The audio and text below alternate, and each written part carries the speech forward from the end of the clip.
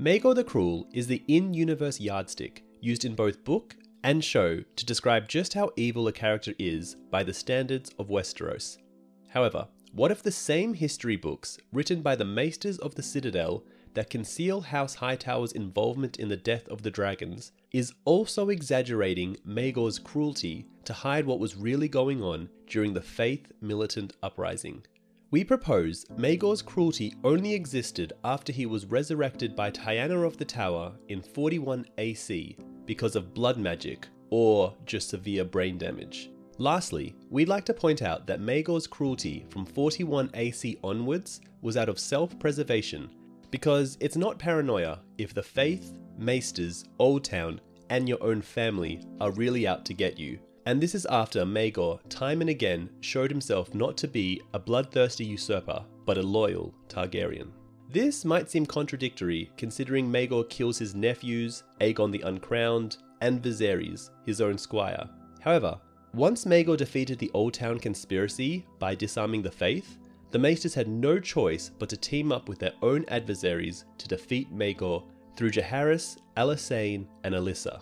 By the end of this video, you should hopefully agree with us that Maegor was actually super loyal to his brother Aenys and loved him, only fought to protect and preserve Targaryen power in Westeros, and was not the savage, cruel tyrant he is often portrayed as, but a loyal soldier to House Targaryen. Please support this channel by trying out a 30-day free trial of Audible using the link audibletrial.com/videobooks to help us out. The books we cover are known for being quite long, but worth the read. However, Audible is perfect for listening to any type of book without needing to change your daily routine. King Aegon I Targaryen took both of his sisters to wife. Rhaenys and Visenya were dragon riders, with the silver gold hair, purple eyes, and beauty of true Targaryens. Elsewise, the two queens were as unlike each other as any two women could be, save in one other respect. Each of them gave the king a son. Aenys came first, born in 7 AC to Aegon's younger wife, Rhaenys. The boy was small at birth and sickly. He cried all the time, and it was said that his limbs were spindly, his eyes small and watery, and that the king's maesters feared for his survival. He would spit out the nipples of his wet nurse and give suck only at his mother's breasts, and rumours claimed that he screamed for a fortnight when he was weaned. So, unlike King Aegon was, he that a few dared suggest that his grace was not the boy's true sire, that Aenys was some bastard born of one of Queen Rhaenys' many handsome favourites, the son of a singer, or a mummer, or a mime. And the prince was slow to grow as well. Not until he was given the young dragon Quicksilver, a hatchling born that same year on Dragonstone, did Aenys Targaryen begin to thrive. Prince Aenys was 3 when his mother, Queen Rhaenys, and her dragon Meraxus were slain in Dorne. Her death left the boy inconsolable. He stopped eating and even began to crawl as he had when he was 1, as if he had forgotten how to walk. His father despaired of him, and rumours flew about the court that King Aegon might take another wife, as Rhaenys was dead and Visenya childless and perhaps barren. The king kept his own counsel on these matters, so no man can say what thoughts he might have entertained, but many great lords and noble knights appeared at court with their maiden daughters, each more comely than the last. All such speculations ended in 11 AC when Queen Visenya suddenly announced that she was carrying the child's king. A son, she proclaimed confidently, and so he proved to be. Now, it's theorized that Visenya did some dark magic to produce Maegor, which may be so because he is the perfect prince in some regards, and not in other ways, and giving birth at 41 is a bit rare to produce such a healthy and robust son. Maybe Maegor was cursed at birth since his mother used blood magic to produce him. The prince came squalling into the world in 12 AC. No newborn was ever more robust than Maegor Targaryen. Maesters and midwives agreed. His weight at birth was almost twice that of his elder brother. The half-brothers were never close. Prince Aenys was the heir apparent, and King Aegon kept him close by his side. As the king moved about the realm from castle to castle, so did the prince. Prince Maegor remained with his mother, sitting by her side when she held court. Queen Visenya and King Aegon were oft apart in those years. That's pretty rough. Aegon only built a relationship with Aenys and not Maegor, but it seems Aegon and Visenya weren't getting along towards the end of his rule. He tasked her to build the Red Keep while on Dragonstone, and this probably has to do with the fact he chose Aenys to succeed him when Visenya wanted it to be Maegor, and probably said some very unkind things about Aenys. However, without a dragon, being 5 years younger, and not having any heirs of his own, Aenys was the obvious choice. When he was not on a royal progress, Aegon would return to King's Landing and the Aegon Fort, whilst Visenya and her son remained on Dragonstone. For this reason, lords and commoners alike began to refer to Maegor as the Prince of Dragonstone. Queen Visenya put a sword into her son's hand when he was 3. Supposedly, the first thing he did with the blade was butcher one of the castle cats, men said. Though more like, this tale was a calumny devised by his enemies many years later. That the prince took swordplay at once cannot be denied, however. For as first master-at-arms, his mother chose Sir Gawain Corbray, as deadly a knight as could be found in all the 7 kingdoms. Prince Aenys was so oft in his sire's company that his own instruction in the chivalric arts came largely from the knights of Aegon's Kingsguard, and sometimes the king himself. The boy was diligent, his instructors agreed, and did not want for courage, but he lacked his sire's size and strength, and was never more than adequate as a fighter, even when the king pressed Blackfyre into his hands, as he did from time to time. Aenys would not disgrace himself in battle, his tutors told one another, but no songs would ever be sung about his prowess. Such gifts as the prince possessed lay elsewhere. Aenys was a fine singer himself, as it happened, with a strong, sweet voice. He was courteous and charming, clever without being bookish. He made friends easily, and young girls seemed to dote on him, be they highborn or low. Aenys loved to ride as well. His father gave him coursers, palfreys, and destriers, but his favourite mount was his dragon, Quicksilver. Prince Maegor rode as well, but showed no great love for horses, dogs, or any animal. When he was 8, a palfrey kicked him in the stables. Maegor stabbed the horse to death, and slashed half the face off the stable boy who came running at the beast's screams. The Prince of Dragonstone had many companions through the years, but no true friends. He was a quarrelsome boy, quick to take offence, slow to forgive, fearsome in his wrath. His skill with weapons was unmatched, however. This is an example of him being both a perfect and imperfect prince. A squire at 8, he was unhorsing boys 4 and 5 years his elder in the lists by the time he was 12, and battering seasoned men-at-arms into submission in the castle yard. On his 13th name day in 25 AC, his mother, Queen Visenya, bestowed her own Valyrian steel blade, Dark Sister, upon him, half a year before his marriage. The tradition amongst the Targaryens had always been to marry kin to kin. Wedding brother to sister was thought to be ideal. Failing that, a girl might wed an uncle, a cousin, or a nephew, a boy a cousin, aunt, or a niece. This practice went back to old Valyria, where it was common amongst many of the ancient families, particularly those who bred and rode dragons. The blood of the dragon must remain pure, the wisdom went. Some of the sorcerer princes also took more than one wife when it pleased them, though this was less common than incestuous marriage. In Valyria before the Doom, wise men wrote, 1,000 gods were honoured, but none were feared, so few dared to speak against these customs. This was not true in Westeros, where the power of the faith went unquestioned.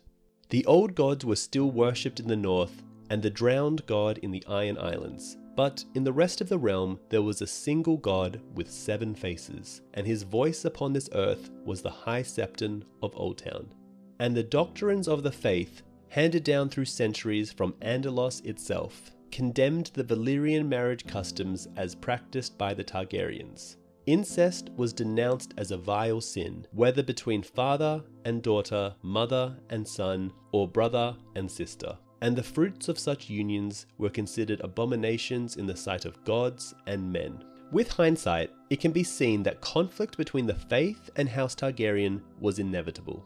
This is extremely contestable. You can't say something was inevitable when for 37 years there were no issues and not a single faith uprising occurred, while coincidentally Targaryen power was strong and firmly behind Aegon.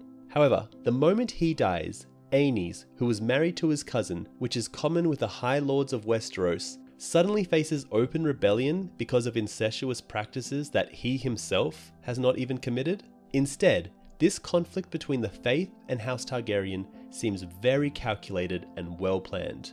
But we'll get into that more later. Indeed, many amongst the most devout had expected the High Septon to speak out against Aegon and his sisters during the conquest, and were most displeased when the father of the faithful instead counselled Lord Hightower against opposing the dragon, and even blessed and anointed him at his second coronation. Familiarity is the father of acceptance, it is said. The High Septon who had crowned Aegon the Conqueror remained the shepherd of the faithful until his death in 11 AC, by which time the realm had grown accustomed to the notion of a king with two queens, who were both wives and sisters. King Aegon always took care to honour the faith, confirming its traditional rights and privileges, exempting its wealth and property from taxation, and affirming the septons, scepters, and other servants of the Seven accused of wrongdoing could only be tried by the faith's own courts. The accord between the faith and the Iron Throne continued all through the reign of Aegon I, from 11 AC to 37 AC. 6 High Septons wore the Crystal Crown. His Grace remained on good terms with each of them, calling at the Starry Sept each time he came to Oldtown. Yet the question of incestuous marriage remained, simmering below the courtesies like poison.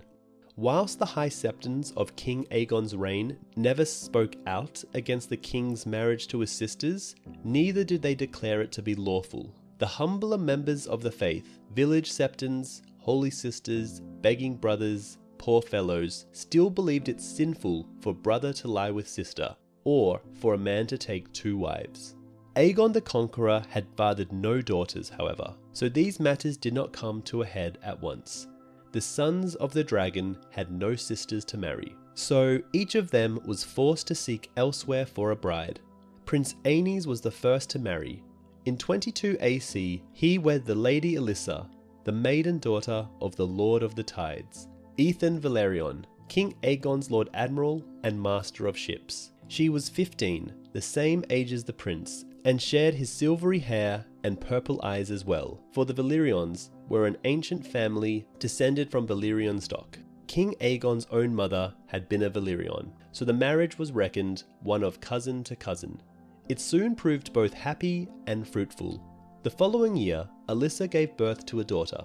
Prince Aenys named her Rhaena, in honour of his mother. Like her father, the girl was small at birth, but unlike him, she proved to be a happy, healthy child with lively lilac eyes and hair that shone like beaten silver. It was written that King Aegon himself wept the first time his granddaughter was placed in his arms, and thereafter doted upon the child, mayhaps in some part because she reminded him of his lost queen, Rhaenys, in whose memory she had been named. As the glad tidings of Rhaenys' birth spread across the land, the realm rejoiced, save perhaps for Queen Visenya. Prince Aenys was the unquestioned heir to the Iron Throne, all agreed, but now an issue arose as to whether Prince Maegor remained second in the line of succession, or should be considered to have fallen to third, behind the newborn princess. Queen Visenya proposed to settle the matter by betrothing the infant Rhaena to Maegor, who had just turned 11. Aenys and Alyssa spoke against the match, however, and when word reached the Starry Sept, the High Septon sent a raven, warning the king that such a marriage would not be looked upon with favour by the faith. His High Holiness proposed a different bride for Maegor, his own niece, Cerys Hightower, maiden daughter to the Lord of Oldtown, Manfred Hightower, not to be confused with his grandsire of the same name. King Aegon, mindful of the advantages of closer ties with Oldtown and its ruling house, saw wisdom in the choice and agreed to the match. Thus it came to pass that in 25 AC, Maegor Targaryen, Prince of Dragonstone, wed Lady Cerys Hightower in the Starry Sept of Oldtown, with the High Septon himself performing the nuptials. This, within itself, should tell you how powerful House Hightower are. They are the first house, besides of course House Valyrian, to marry into House Targaryen. Not their wardens, not the Starks, Lannisters, Tyrells, Arryns, or even House Baratheons, but instead, Aegon and Visenya chose to marry Hightower above them all. And it's noticeable that House Hightower gave Maegor a barren girl that he could produce no heirs with, kind of like Daemon and Rhea Royce. We know the show depicts that Daemon couldn't get it up, but that issue gets dropped almost immediately with Rhaenyra and Laena. So what makes more sense is that Daemon had just been given a barren girl that he could produce no male heirs with to challenge Viserys. Which raises the really interesting idea, what if Aegon told House Hightower to give Maegor a barren girl so he would produce no male heirs to threaten Aenys and his children with? Since he knew Visenya would scheme to put Maegor on the throne no matter what. So Aegon preemptively diminished any chance of Maegor becoming king by making sure he'd have no male heirs. Maegor was 13, the bride 10 years his senior, but the lords who bore witness to the bedding all agree that the prince made a lusty husband, and Maegor himself boasted that he had consummated the marriage a dozen times that night. "I made a son for House Targaryen last night," he proclaimed as he broke fast. The son came the next year, but the boy, named Aegon after his grandsire, was born to Lady Alyssa and fathered by Prince Aenys. Once again, celebration swept the Seven Kingdoms. The little prince was robust and fierce, and had a warrior's look about him, declared his grandsire, Aegon the Dragon himself. While many still debated whether Prince Maegor or his niece, Rhaena, should have precedence in the order of succession, it seemed beyond question that Aegon would follow his father, Aenys, just as Aenys would follow Aegon. In the years that followed, other children came, one after the other to House Targaryen, to the delight of King Aegon, if not necessarily that of Queen Visenya. In 29 AC, Prince Aegon acquired a baby brother when Alyssa gave Prince Aenys a second son, Viserys. In 34 AC, she gave birth to Jaehaerys, her fourth child and third son. In 36 AC came another daughter, Alysanne. Princess Rhaenyra was 13 when her little sister was born, but Grand Maester Gowyn observed that the girl delighted so in the babe that one might think she was the mother herself. The eldest daughter of Aenys and Alyssa was a shy, dreamy child who seemed to be more comfortable with animals than other children. As a little girl, she often hid behind her mother's skirt or clung to her father's leg in the presence of strangers. But she loved to feed the castle cats and always had a puppy or two in the bed. Though her mother provided her with a succession of suitable companions, the daughters of lords great and small, Rhaena never seemed to warm to any of them, preferring the company of a book. At the age of 9, however, Rhaena was presented with a hatchling from the pits of Dragonstone, and she and the young dragon she named Dreamfire bonded instantly. With her dragon beside her, the princess slowly began to grow out of her shyness. At the age of 12, she took to the skies for the first time, and thereafter, though she remained a quiet girl, no one dared to call her timid. Now, this is interesting. We have a mysterious new clutch of dragon eggs that are hatching through Rhaenys' line. Aenys' dragon, Quicksilver, was born the same year as him, and afterwards, the boy Aenys began to thrive in 7 AC. Meanwhile, Aenys' oldest daughter, Rhaenyra's dragon, Dreamfire, was born in 23 AC, 16 years later, and her dragon came from the pits of Dragonstone. We suspect, going off Preston Jacobs' logic in regards to dragons hatching, that Rhaenys' line of children carried dragon hatching genes that would be used to make Rhaena a very important dragon hatcher. However, Visenya's line doesn't seem to produce dragon eggs, and no dragons hatched for Maegor. This might be why Rhaena was kept off the Iron Throne after being married to Aegon the Uncrowned, and then again when she was forcibly married to Maegor. Not long after, Rhaena made her first true friend in the person of her cousin, Larissa Valerion. For a time the two girls were inseparable, until Larissa was suddenly recalled to Driftmark, to be wed to the second son of the Evenstar of Tarth. The young are nothing if not resilient, however, and the princess soon found a new companion in the Hand's daughter, Samantha Stokeworth. It seems as though Rhaena might be responsible for both of Jaehaerys and Alysanne's dragons, and this hatching ability might explain why Aegon himself hatched no dragon. Princess Rhaena's love for her siblings and the realm's joy at each new Targaryen princeling was not shared by Prince Maegor or his mother, Queen Visenya. For each new son born to Aenys pushed Maegor further down in the line of succession, and there were still those who claimed he stood behind Aenys' daughters too. And all the while, Maegor himself remained childless, for Lady Cerys did not quicken in the years that followed their marriage. On tawny ground and battlefield, however, Prince Maegor's accomplishments far exceeded those of his brother. In the Great Tourney at Riverrun in 28 AC, Maegor unhorsed 3 knights of the Kingsguard in successive tilts before falling to the eventual champion. In the melee, no man could stand before him. Afterward, he was knighted on the field by his father, who dubbed him with no less a blade than Blackfyre. At 10 and 6, Maegor became the youngest knight in the Seven Kingdoms.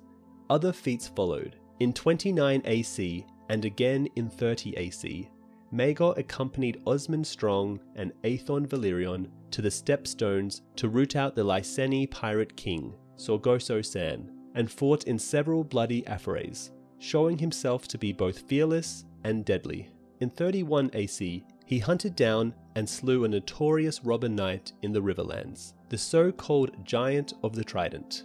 Maegor was not yet a dragon rider, however. Though a dozen hatchlings had been born amidst the fires of Dragonstone in the later years of Aegon's reign, coincidentally, Rhaena Targaryen was alive for the last 14 years of Aegon's reign, when all these dragon hatchlings were occurring, and were offered to Prince Maegor. He refused them all. Maegor was a teenager at this point, and probably didn't want to start with a baby dragon alongside his nephew and niece, Jaehaerys and Alysanne. When his younger niece, Rhaena, in only her 12th year, took to the sky astride Dreamfire, Maegor's failure became the talk of King's Landing. Lady Alyssa teased him about it one day in court, wondering aloud whether, "My good brother is afraid of dragons." Prince Maegor darkened in rage at that jape, then replied coolly that there was only one dragon worthy of him. The last 7 years of the reign of Aegon the Conqueror were peaceful ones. After the frustrations of his Dornish War, the king accepted the continued independence of Dorne and flew to Sunspear on Balerion on the 10th anniversary of the peace accords to celebrate a feast of friendships with Doreah Martell, the reigning princess of Dorne. Prince Aenys accompanied him on Quicksilver. Maegor remained on Dragonstone. Aegon had made the Seven Kingdoms one with fire and blood. But after celebrating his 60th name day in 33 AC, he turned instead to brick and mortar. Half of every year was still given over to a royal progress, but now it was Prince Aenys and his lady wife, Lady Alyssa, who journeyed from castle to castle, whilst the aging king remained at home, dividing his days between Dragonstone and King's Landing. In 35 AC, Aegon moved all his court back to Dragonstone, and gave orders that the Aegon Fort be torn down. To oversee the design and construction of the new castle, he named the King's Hand. Lord Alan Stokeworth, Sir Osmond Strong, had died the previous year, and Queen Visenya.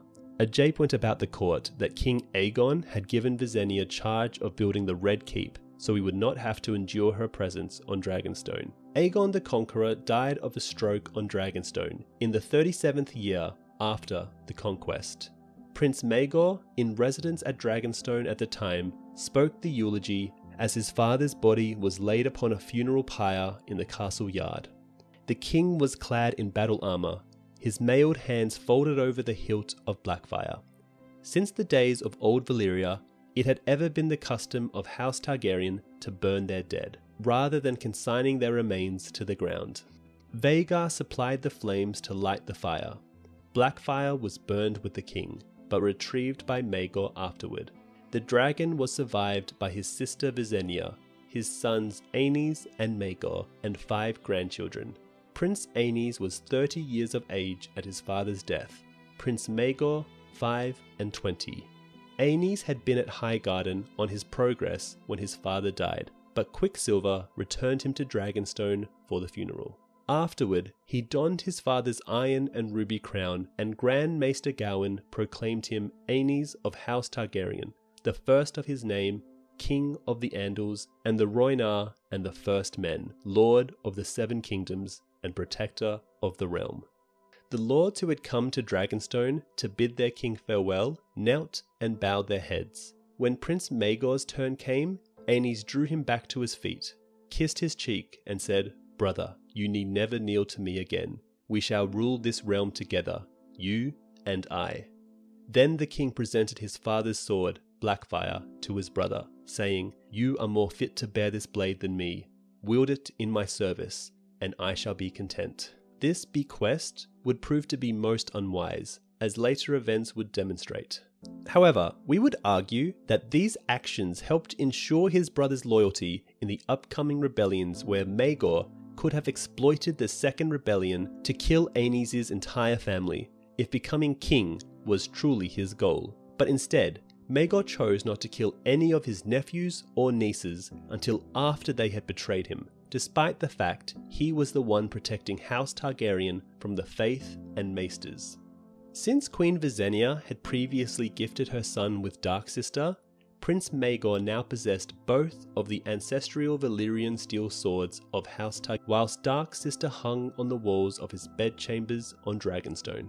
After the funeral rites had been and foundations of the Red Keep were being dug, but the new castle had not yet begun to rise. Nonetheless, thousands came to cheer Aenys as he claimed his father's seat for his own. Thereafter, His Grace set out for Oldtown to receive the blessing of the High Septon, and probably reaffirm his relationship with the Citadel and House Hightower. Though he could have made the journey in a few short days on Quicksilver, Aenys preferred to travel by land, accompanied by 300 mounted knights and their retainers. Queen Alyssa rode beside him, together with their 3 eldest children. Princess Rhaena was 14 years of age, a beautiful young girl who stole the heart of every knight who saw her. Prince Aegon was 11, Prince Viserys 8. Their younger siblings, Jaehaerys and Alysanne, were deemed too young for such an arduous journey and remained on Dragonstone. After setting out from King's Landing, the king's party made its way south to Storm's End, then west across the Dornis marches to Oldtown, guesting at each castle on the way. His return would be by way of Highgarden, Lannisport, and Riverrun, it was decreed. All along the route, the small folk appeared by the hundreds and thousands to hail their new king and queen, and cheer the young princes and princesses. But whilst Aegon and Viserys relished in the cheers of the crowds and the feasts and frolics put on at every castle to entertain, Orys Baratheon's maester went so far as to write, "The princess did not seem to want to be there, nor did she approve of anything she saw or heard. She scarce seemed to eat, would not hunt or hawk, and when pressed to sing, for she is said to have a lovely voice, she refused rudely and returned to her chambers." The princess had been most loath to be parted from her dragon, Dreamfire, and her latest favourite, Melanie Piper, a red-haired maiden from the Riverlands. By the way, Rhaena is probably gay. It was only when her mother, Queen Alyssa, sent for Lady Melanie to join them on the progress that Rhaena finally put aside her sullenness to join the celebrations. At the Starry Sept, the High Septon anointed Aenys Targaryen as his predecessor had once anointed his father, and presented him with a crown of yellow gold with the faces of the 7 inlaid in jade and pearl. Yet even as Aenys was receiving the blessing of the Father of the Faithful, others were casting doubt on his fitness to sit the Iron Throne. Westeros required a warrior, they whispered to one another, and Maegor was plainly the stronger of the dragon's 2 sons. Foremost amongst the whisperers was the Dowager Queen Visenya Targaryen. "The truth is plain enough," she is reported to have said. "Even Aenys sees it. Why else would he have given Blackfire to my son? he knows that only Maegor has the strength to rule. The new king's mettle would be tested sooner than anyone could have imagined. The wars of conquest had left scars throughout the realm.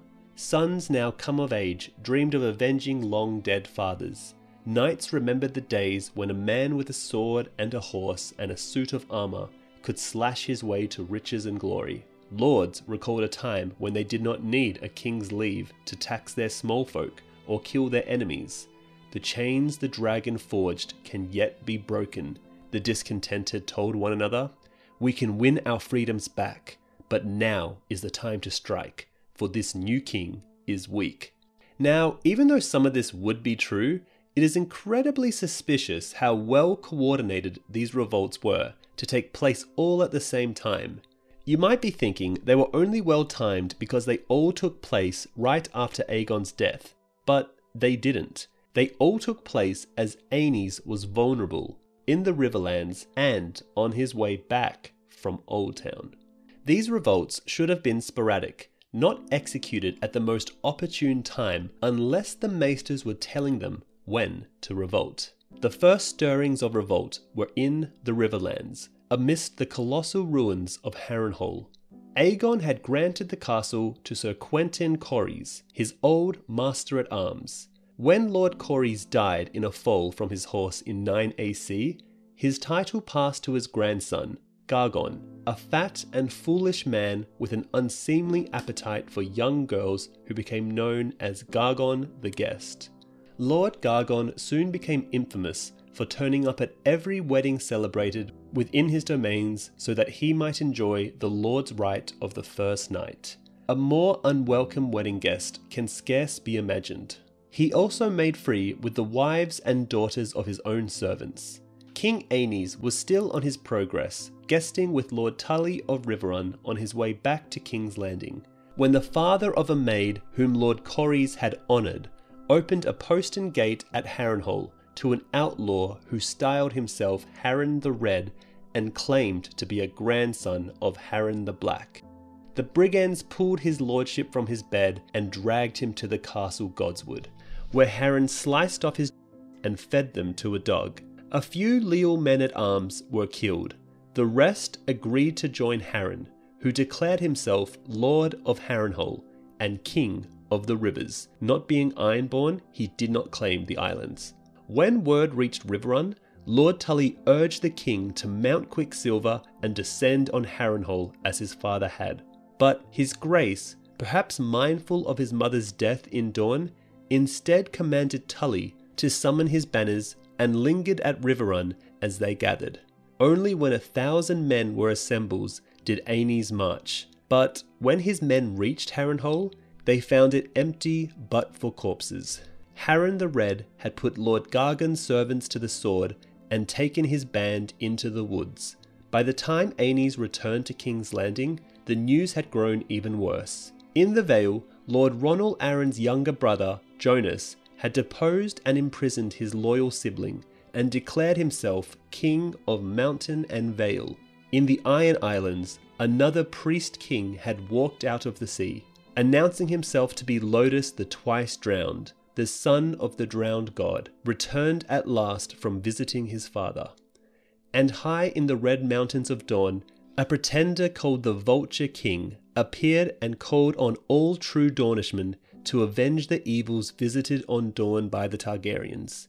Though Princess Doreah denounced him, swearing that she and all leal Dornishmen wanted only peace, thousands flocked to his banners, swarming down from the hills and up out of the sands, through goat tracks in the mountains into the Reach.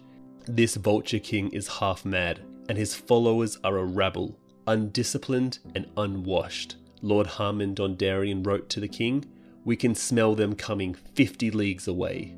Not long after, that self-same rabble stormed and seized his castle of Blackhaven. The Vulture King personally sliced off Dondarrion's nose before putting Blackhaven to the torch and marching away. King Aenys knew these rebels had to be put down, but seemed unable to decide where to begin. The maesters were also probably giving him really indecisive advice on what to do. Grand Maester Gawain wrote that the king could not comprehend why this was happening. The small folk loved him, did they not? This is a non sequitur. It's not the small folk who are doing this, but 3 rebel lords with remarkable timing and a maester each. Jonas Arryn, this new Lodus, the Vulture King, had he wronged them?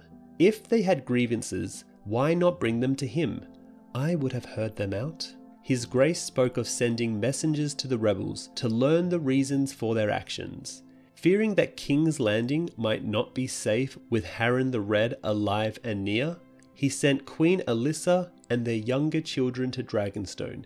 He commanded his hand, Lord Alan Stokeworth, to take a fleet and army to the Vale to put down Jonas Arryn and restore his brother Ronald to the lordship.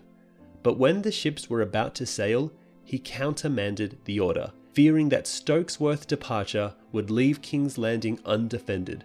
Instead, he sent the hand with but a few hundred men to hunt down Harren the Red, and decided he would summon a great council to discuss how best to put down the other rebels. Whilst the king prevaricated, his lords took to the field. Some acted on their own authority, others in concert with the Dowager Queen. In the Vale, Lord Allard Royce of Runestone assembled 20 loyal bannermen and marched against the Eyrie, easily defeating the supporters of the self-styled King of Mountain and Vale. But when they demanded the release of their rightful lord, Jonas Arryn sent his brother to them through the Moondoor. Such was the sad end of Ronald Arryn, who had flown thrice about the Giant's Lance on Dragonback. The Eyrie was impregnable to any conventional assault, so King Jonas and his die-hard followers spat down defiance at the Loyalists and settled in for a siege, until Prince Maegor appeared in the sky above, astride Balerion.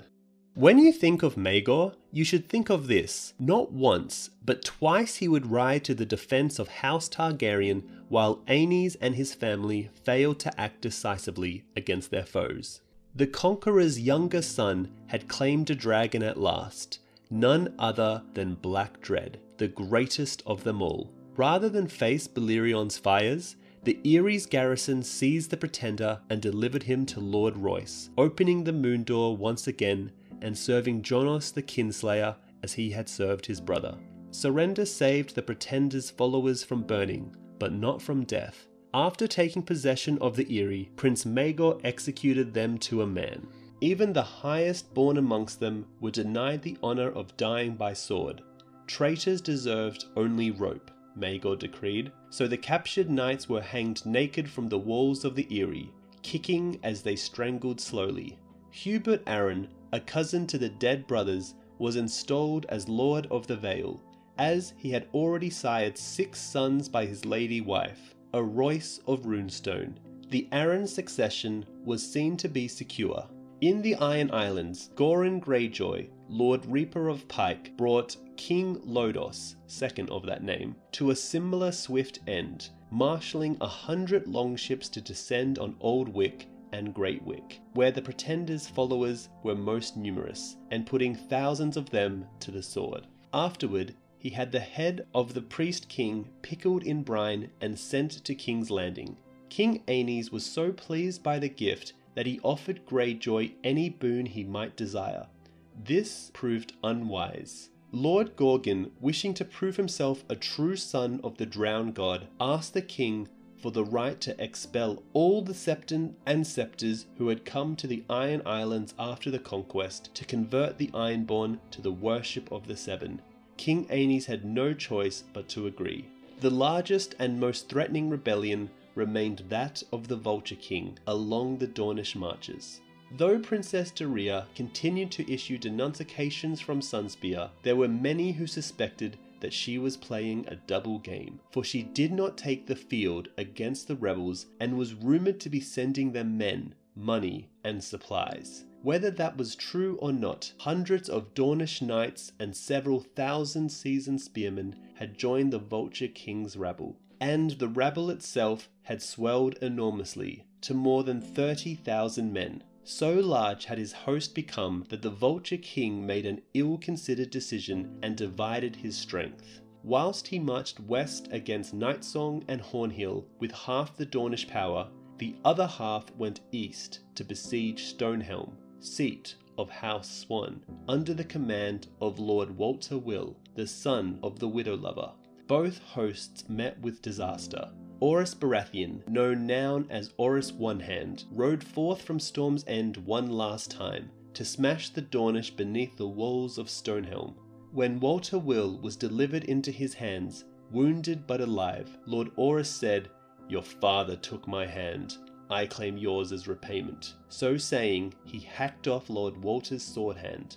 Then he took his other hand and both his feet as well, calling them his usury. Strange to say, Lord Baratheon died on the march back to Storm's End, of the wounds he himself had taken during the battle. But his son Davos always said he died content, smiling at the rotting hands and feet that dangled in his tent like a string of onions. The Vulture King himself fared little better. Unable to capture Nightsong, he abandoned the siege and marched west, only to have Lady Caron sally forth behind him to join up with a strong force of marchers led by Harmon Dondarrion, the mutilated Lord of Blackhaven.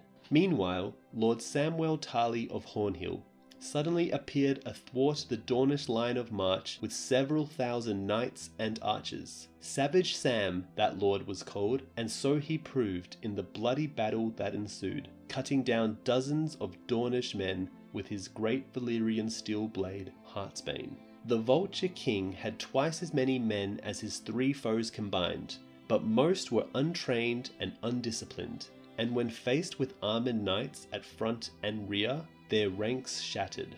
Throwing down their spears and shields, the Dornish broke and ran, making for the distant mountains, but the Marcher lords rode after them and cut them down, in what became known after as the Vulture Hunt. As for the rebel king himself, the man who called himself the Vulture King was taken alive and tied naked between two posts by Savage Sam Tarly. The singers like to say that he was torn to pieces by the very vultures from whom he took his style, but in truth he perished of thirst and exposure, and the birds did not descend on him until well after he was dead.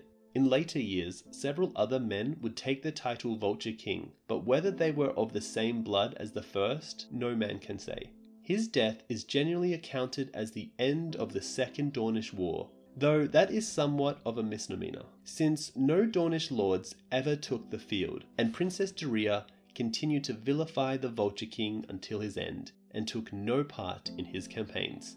We believe the Maesters miscalculated just how loyal the Lords of Westeros and the Small Folk would be to House Targaryen, and that it wouldn't just take a few rebel lords to inspire the rest to follow suit. Instead, they needed a kind of rallying cry, which is where the faith comes in.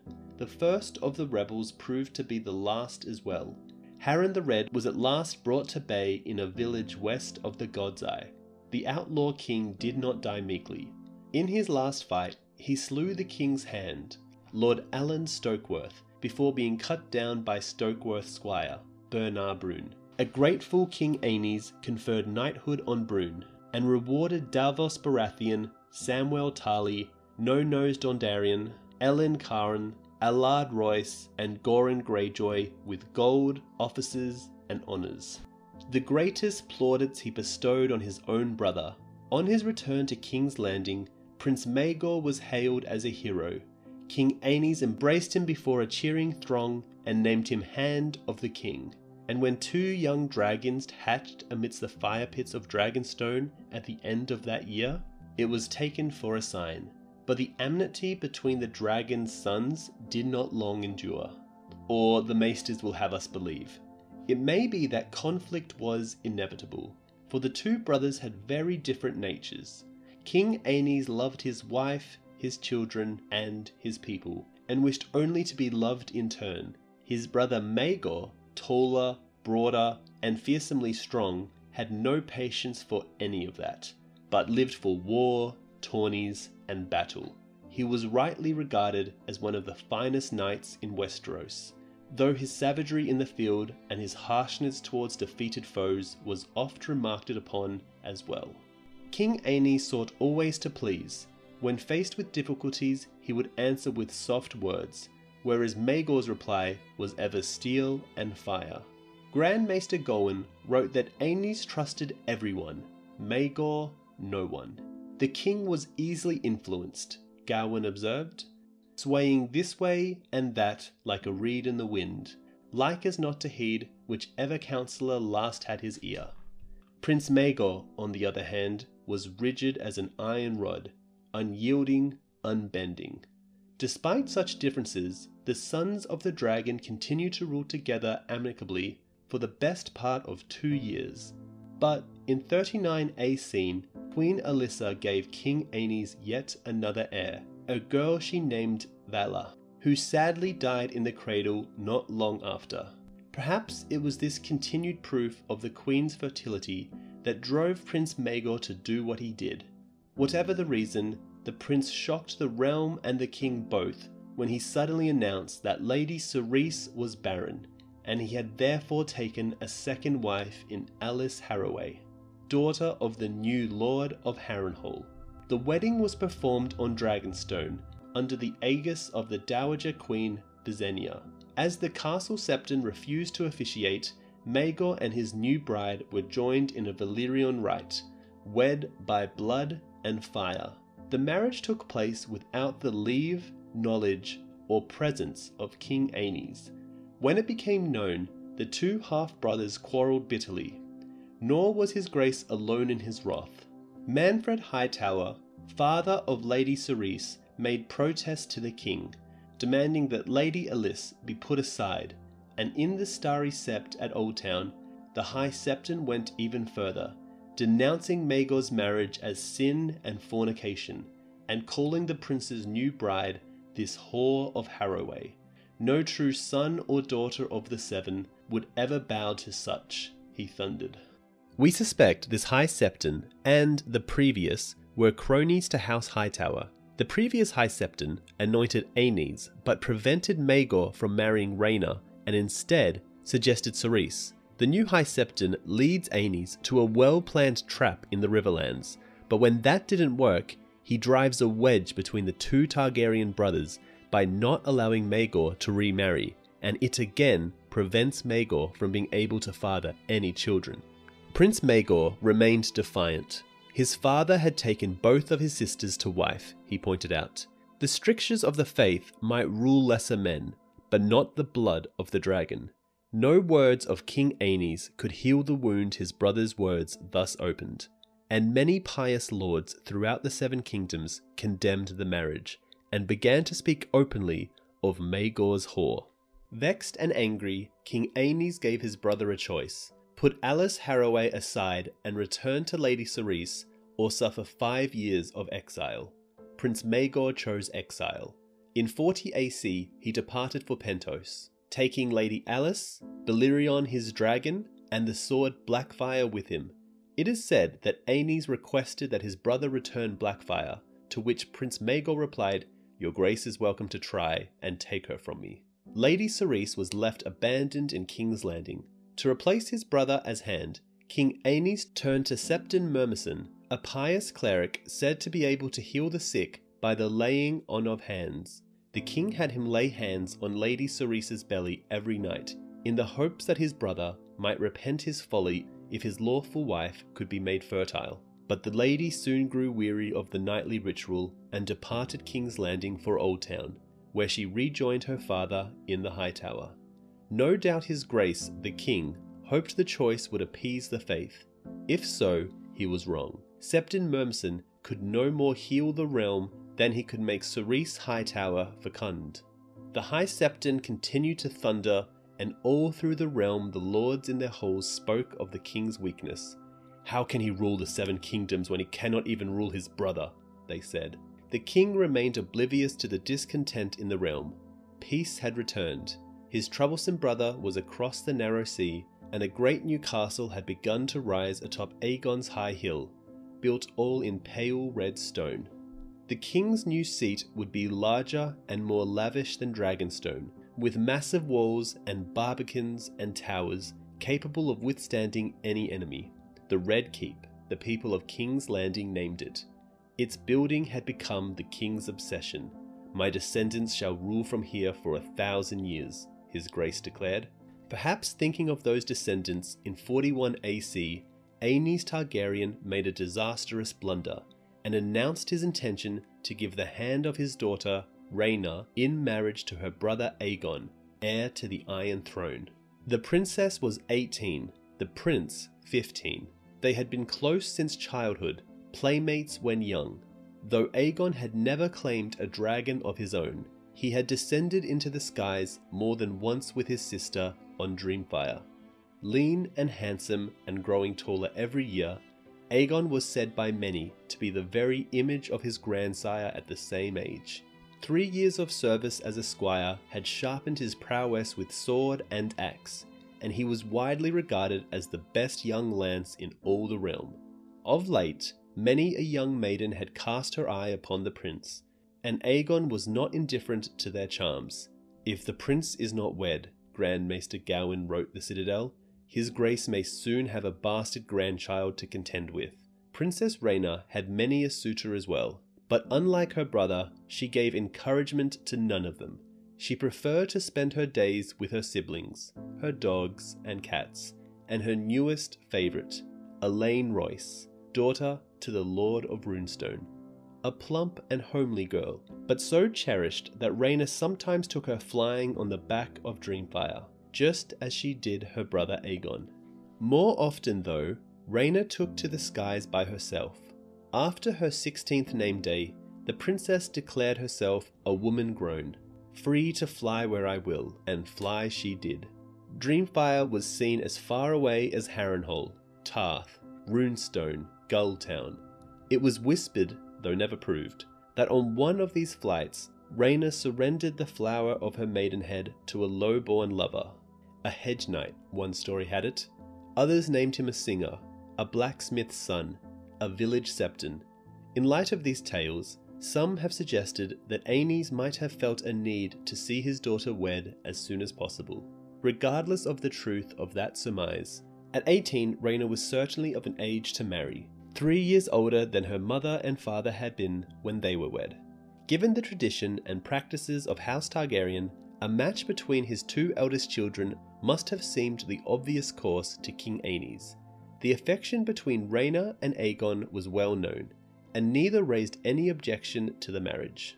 Indeed, there is much to suggest that both had been anticipating just such a partnership since they had first played together in the nurseries of Dragonstone and the Aegonfort. The storm that greeted the king's announcement took them all by surprise, though the warning signs had been plain enough for those with the wit to read them. The Faith had condemned, or at the very least ignored, the marriage of the Conqueror and his sisters, but it was not willing to do the same for their grandchildren. From the Starry Sept came a blistering condemnation, denouncing the marriage of brother to sister as an obscenity. Any children born of such a union would be abominations in the sight of gods and men, the father of the faithful proclaimed in a declaration that was read by 10,000 septons throughout the 7 kingdoms. Aenys Targaryen was infamous for his indecision, yet here, faced with the fury of the faith, he stiffened and grew stubborn. The dowager, Queen Visenya, advised him that he had but 2 choices. He must abandon the marriage and find new matches for his son and daughter, or mount his dragon, Quicksilver, to fly to Oldtown to burn the Starry Sept down around the High Septon's head. King Aenys did neither. Instead, he simply persisted. On the day of the wedding, the streets outside the Sept of Remembrance, built atop the Hill of Rhaenys, and named in honor of the dragon's fallen queen, were lined with warriors' sons in gleaming silver armor, making note of each of the wedding guests as they passed by, afoot, a horse, or in litters. The wiser lords, perhaps expecting that, had stayed away. Those who did come to bear witness saw more than a wedding. At the feast afterward, King Aenys compounded his misjudgment by granting the title Prince of Dragonstone to his presumptive heir, Prince Aegon. A hush fell over the hall at those words, for all present knew that title had hitherto belonged to Prince Maegor. At the high table, Queen Visenya rose and stalked from the hall without the king's leave. That night she mounted Vhagar and returned to Dragonstone, and it is written that when her dragon passed before the moon, that orb turned as red as blood. Aenys Targaryen did not seem to comprehend the extent to which he had roused the realm against him. Eager to win back the favour of the smallfolk, he decreed that the prince and princess would make a royal progress through the realm, no doubt thinking of the cheers that had greeted him everywhere he went on his own progress. Wiser perhaps than her father, Princess Rhaena asked his leave to bring her dragon Dreamfire with them, but Aenys forbade it. As Prince Aegon had not yet ridden a dragon, the king feared that the lords and commons might think his son unmanly if they saw his wife on dragonback and him upon a palfrey. The king had grossly misjudged the temper of the kingdom, the piety of his people, and the power of the High Septon's words. From the first day they set out, Aegon and Rhaena and their escort were jeered by crowds of the faithful wherever they went. At Maidenpool, not a single Septon could be found to pronounce a blessing at the feast Lord Mooten threw in their honour. When they reached Harrenhal, Lord Lucas Harroway refused to admit them to his castle unless they agreed to acknowledge his daughter Alice as their uncle's true and lawful wife. Their refusal won them no love from the pious, only a cold wet night in tents beneath the towering walls of Black Harren's mighty castle. At one village in the Riverlands, several poor fellows went so far as to pelt the royal couple with clods of dirt. Prince Aegon drew his sword to chastise them, and had to be restrained by his own knights, for the prince's party was greatly outnumbered. Yet that did not stop Princess Rhaena from riding up to them to say, "You are fearless when facing a girl on horse, I see. The next time I come, I will be on a dragon. Throw dirt on me then, I pray you." Elsewhere in the realm, matters went from bad to worse. Septon Murmison, the king's hand, was expelled from the faith in punishment for performing the forbidden nuptials, whereupon Aenys himself took quill in hand to write to the High Septon, asking that his High Holiness restore my good Murmison, explaining the long history of brother-sister marriages in Old Valyria. The High Septon's reply was so venomous that his grace went pale when he read it. Far from relenting, the shepherd of the faithful addressed Aenys as King Abomination, declaring him a pretender and a tyrant, with no right to rule the Seven Kingdoms. The faithful were listening. Less than a fortnight later, as Septon Murmison was crossing the city in his litter, a group of poor fellows came swarming from an alley and hacked him to pieces with their axes. The warriors' sons began to fortify the hill of Rhaenys, turning the Sept of Remembrance into their citadel. With the Red Keep still years away from completion, the king decided that his manse atop Visenya's hill was too vulnerable, and made plans to remove himself to Dragonstone with Queen Alyssa and their younger children. That proved a wise precaution. 3 days before they were to sail, 2 poor fellows scaled the manse's walls and broke into the king's bedchamber. Only the timely intervention of the king's guard saved Aenys from an ignoble death. His grace was trading Visenya's hill for Visenya herself. On Dragonstone, the Queen Dowager famously greeted him with, "You are a fool and a weakling, nephew. Do you think any man would have dared speak so to your father? You have a dragon. Use him. Fly to Oldtown and make this starry sept another Harrenhal, or give me leave and let me roast this pious fool for you." Aenys would not hear of it. Instead, he sent the Queen Dowager to her chambers in Sea Dragon Tower and ordered her to remain there. By the end of 41 AC, much of the realm was deep in the throes of a full-fledged rebellion against House Targaryen. The 4 false kings who had arisen on the death of Aegon the Conqueror now seemed like so many posturing fools against the threat posed by this new rising. For these rebels believed themselves soldiers of the Seven, fighting a holy war against godless tyranny. Dozens of pious lords throughout the Seven Kingdoms took up the cry, pulling down the king's banners and declaring for the Starry Sept. The warriors' sons seized the gates of King's Landing, giving them control over who might enter and leave the city, and drove the workmen from the unfinished Red Keep. Thousands of poor fellows took to the roads, forcing travellers to declare whether they stood with the gods or the abomination, and remonstrating outside castle gates until their lords came forth to denounce the Targaryen king. In the Westerlands, Prince Aegon and Prince Rhaena were forced to abandon their progress and take shelter in Crackhole Castle. An envoy from the Iron Bank of Braavos, sent to Oldtown to treat with Martin Hightower, the new Lord of the Hightower and voice of Oldtown, his father, Lord Manfred, having died a few months earlier, wrote home to say that the High Septon was the true King of Westeros in all but name. The coming of the new year found King Aenys still on Dragonstone, sick with fear and indecision. His grace was but 35 years of age, but it was said that he looked like a man of 60, and Grand Maester Gowyn reported that he oft took to his bed with loose bowels and stomach cramps. When none of the Grand Maester's cures proved effectuous, the Dowager Queen took charge of the king's care, and Aenys seemed to improve, for a time, only to suffer a sudden collapse when word reached him that thousands of poor fellows had surrounded Crackhole, where his son and daughter were reluctant guests. 3 days later, the king was dead. Like his father, Aenys Targaryen, the first of his name, was given over to the flames in the yard at Dragonstone. His funeral was attended by his sons, Viserys and Jaehaerys, 12 and 7 years of age respectively, and his daughter Alysanne, 5. His widow, Queen Alyssa, sang a dirge for him, and his own beloved Quicksilver set his pyre alight, though it was recorded that the dragons Vermithor and Silverwing added their own fire to hers. Queen Visenya was not present. Within an hour of the king's death, she had mounted Vhagar and flown east across the narrow sea. When she returned, Prince Maegor was with her, on Balerion. Maegor descended on Dragonstone only long enough to claim the crown. Not the ornate golden crown Aenys had favoured, with its images of the Seven, but the iron crown of their father, set with its blood and red rubies.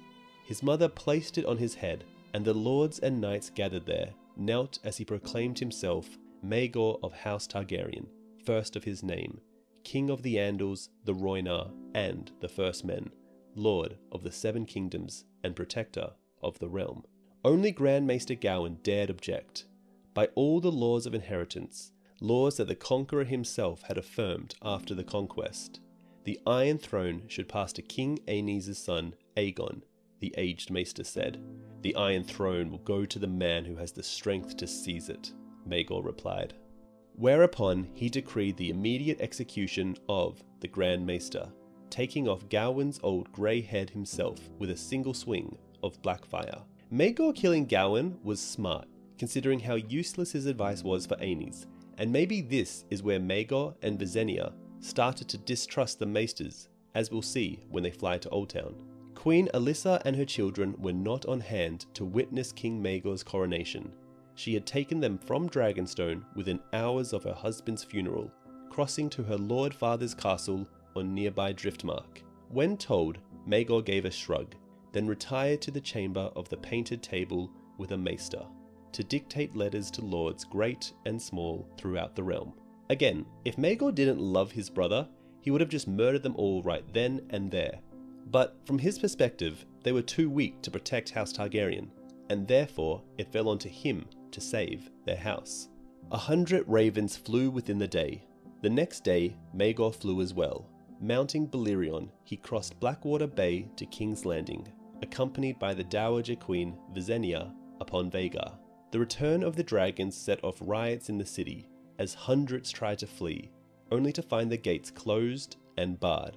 The warriors' sons held the city walls, the pits and piles of what would be the Red Keep and the Hill of Rhaenys, where they had made the Sept of Remembrance their own fortress.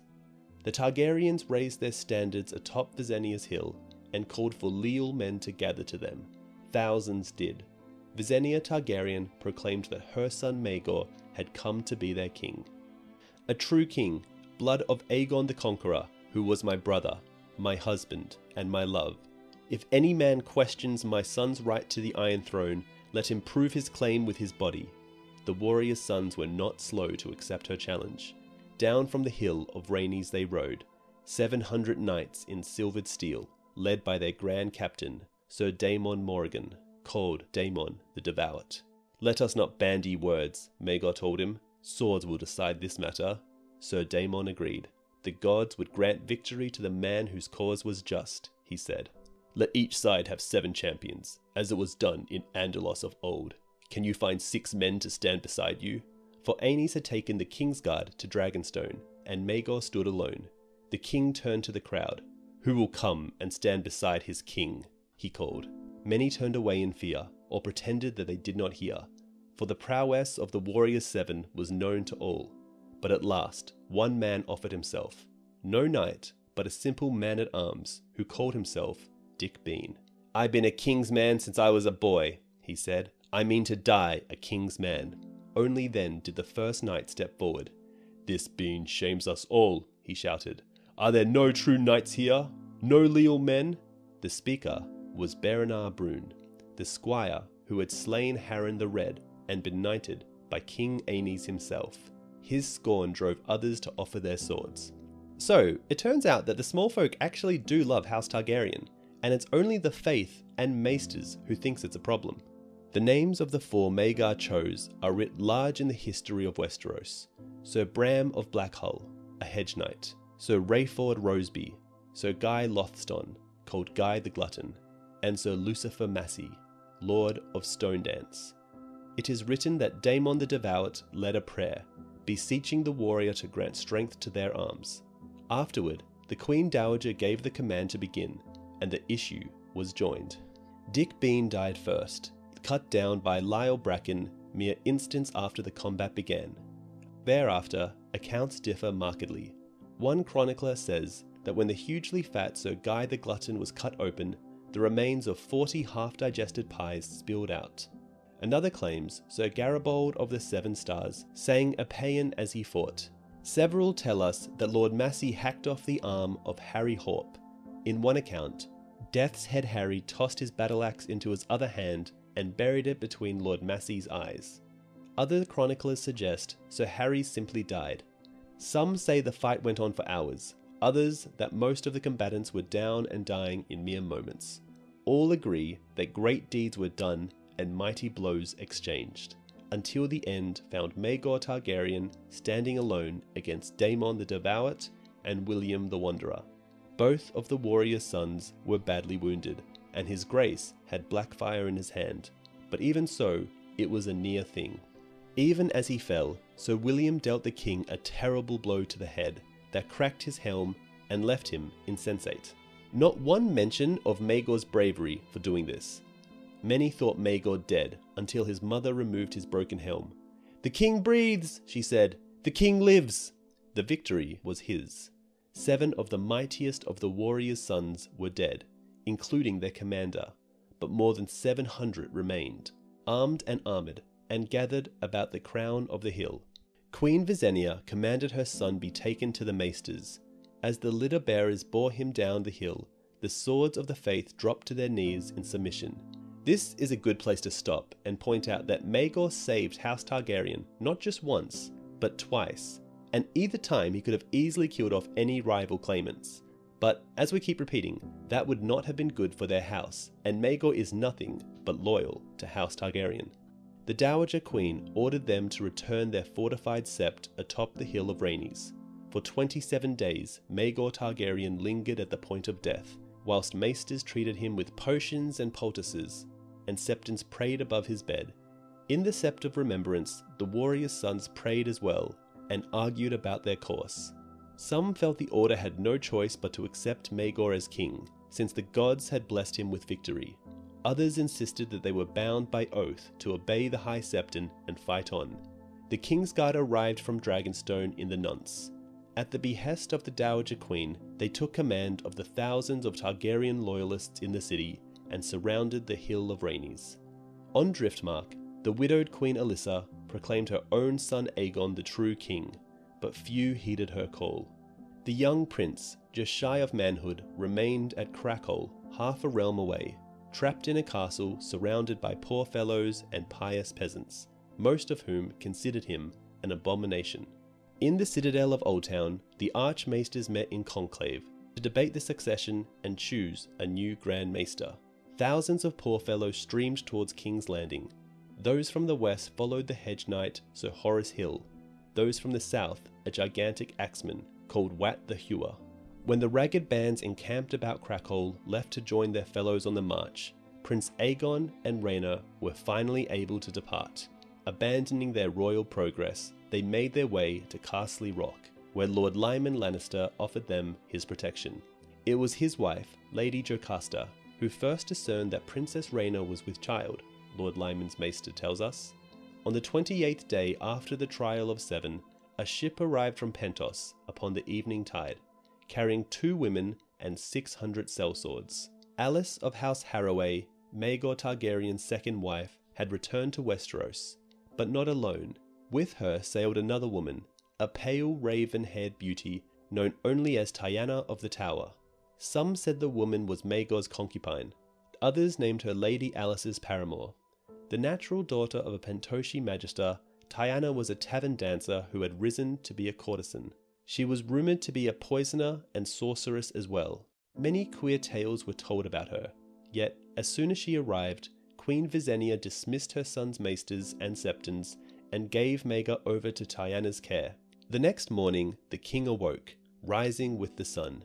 When Maegor appeared on the walls of the Red Keep, standing between Alice Harroway and Tyanna of Pentos, the crowds cheered wildly, and the city erupted in celebration. But the revels died away when Maegor mounted Balerion and descended upon the Hill of Rhaenys, where 700 of the warriors' sons were at their morning prayers in the fortified sept. As Dragonfire set the building aflame, archers and spearmen waited outside for those who came bursting through the doors. It was said the screams of the burning men could be heard throughout the city, and a pall of smoke lingered over King's Landing for days. Thus did the cream of the warriors' sons meet their fiery end. So, after whatever Visenya might have done to conceive Maegor, and the brain damage or blood magic he endured to survive his trial by the Seven, are what result in his later acts of cruelty. However, we will still argue that his crimes were never senseless and brought about because his own family betrayed him after he saved them all. And just a reminder, he wasn't the one who flew back to take the throne. It was Visenya who brought him back to Westeros and most likely convinced him to seize the throne, since this is what caused her falling out with Aegon. Moreover, Maegor killing most of the warriors' sons was the right move. They were openly rebelling against the king, with an army of the faith marching on King's Landing that they could open the gates for. Yet, when Aegon burns his enemies alive, it is just war. But when Maegor does it, Gyldayn portrays it as morally wrong. Though other chapters remained in Oldtown, Lannisport, Gulltown, and Stony Sept, the Order would never again approach its former strength. Again, good move by Maegor, since they were the most elite fighting force for the Faith. King Maegor's war against the Faith militant had just begun, however. It would continue for the remainder of his reign. The king's first act upon ascending the Iron Throne was to command the poor fellows swarming toward the city to lay down their weapons, under penalty of proscription and death. When his decree had no effect, his grace commanded all leal lords to take the field and disperse the Faith's ragged hordes by force. In response, the High Septon in Oldtown called upon true and pious children of the gods to take up arms in defense of the Faith and put an end to the reign of dragons and monsters and abominations. Battle was joined first in the Reach, at the town of Stonebridge. There, 9,000 poor fellows, under Wat the Hewer, found themselves caught between 6 lordly hosts as they attempted to cross the Mander. With half his men north of the river and half on the south, Wat's army was cut to pieces. His untrained and undisciplined followers, clad in boiled leather, rough spun, and scraps of rusted steel, and armed largely with woodsman axes, sharpened sticks, and farm implements, proved utterly unable to stand against the charge of armoured knights on heavy horses. So grievous was the slaughter that the Mander ran red for 20 leagues, and thereafter the town and castle where the battle had been fought became known as Bitterbridge. This is actually where Catelyn runs into Renly's army in A Clash of Kings, and Brienne wins the Great Melee to join Renly's Rainbow Guard. Wat himself was taken alive, though not before slaying half a dozen knights, amongst them Lord Meadows of Grassy Vale, commander of the king's host. The giant was delivered to King's Landing in chains. By then, Sir Horace Hill had reached the Great Fork of the Blackwater with an even larger host. Close on 13,000 poor fellows, their ranks stiffened by the addition of 200 mounted warriors' sons from Stony Sept, and the household knights and feudal levies of a dozen rebel lords from the Westerlands and Riverlands.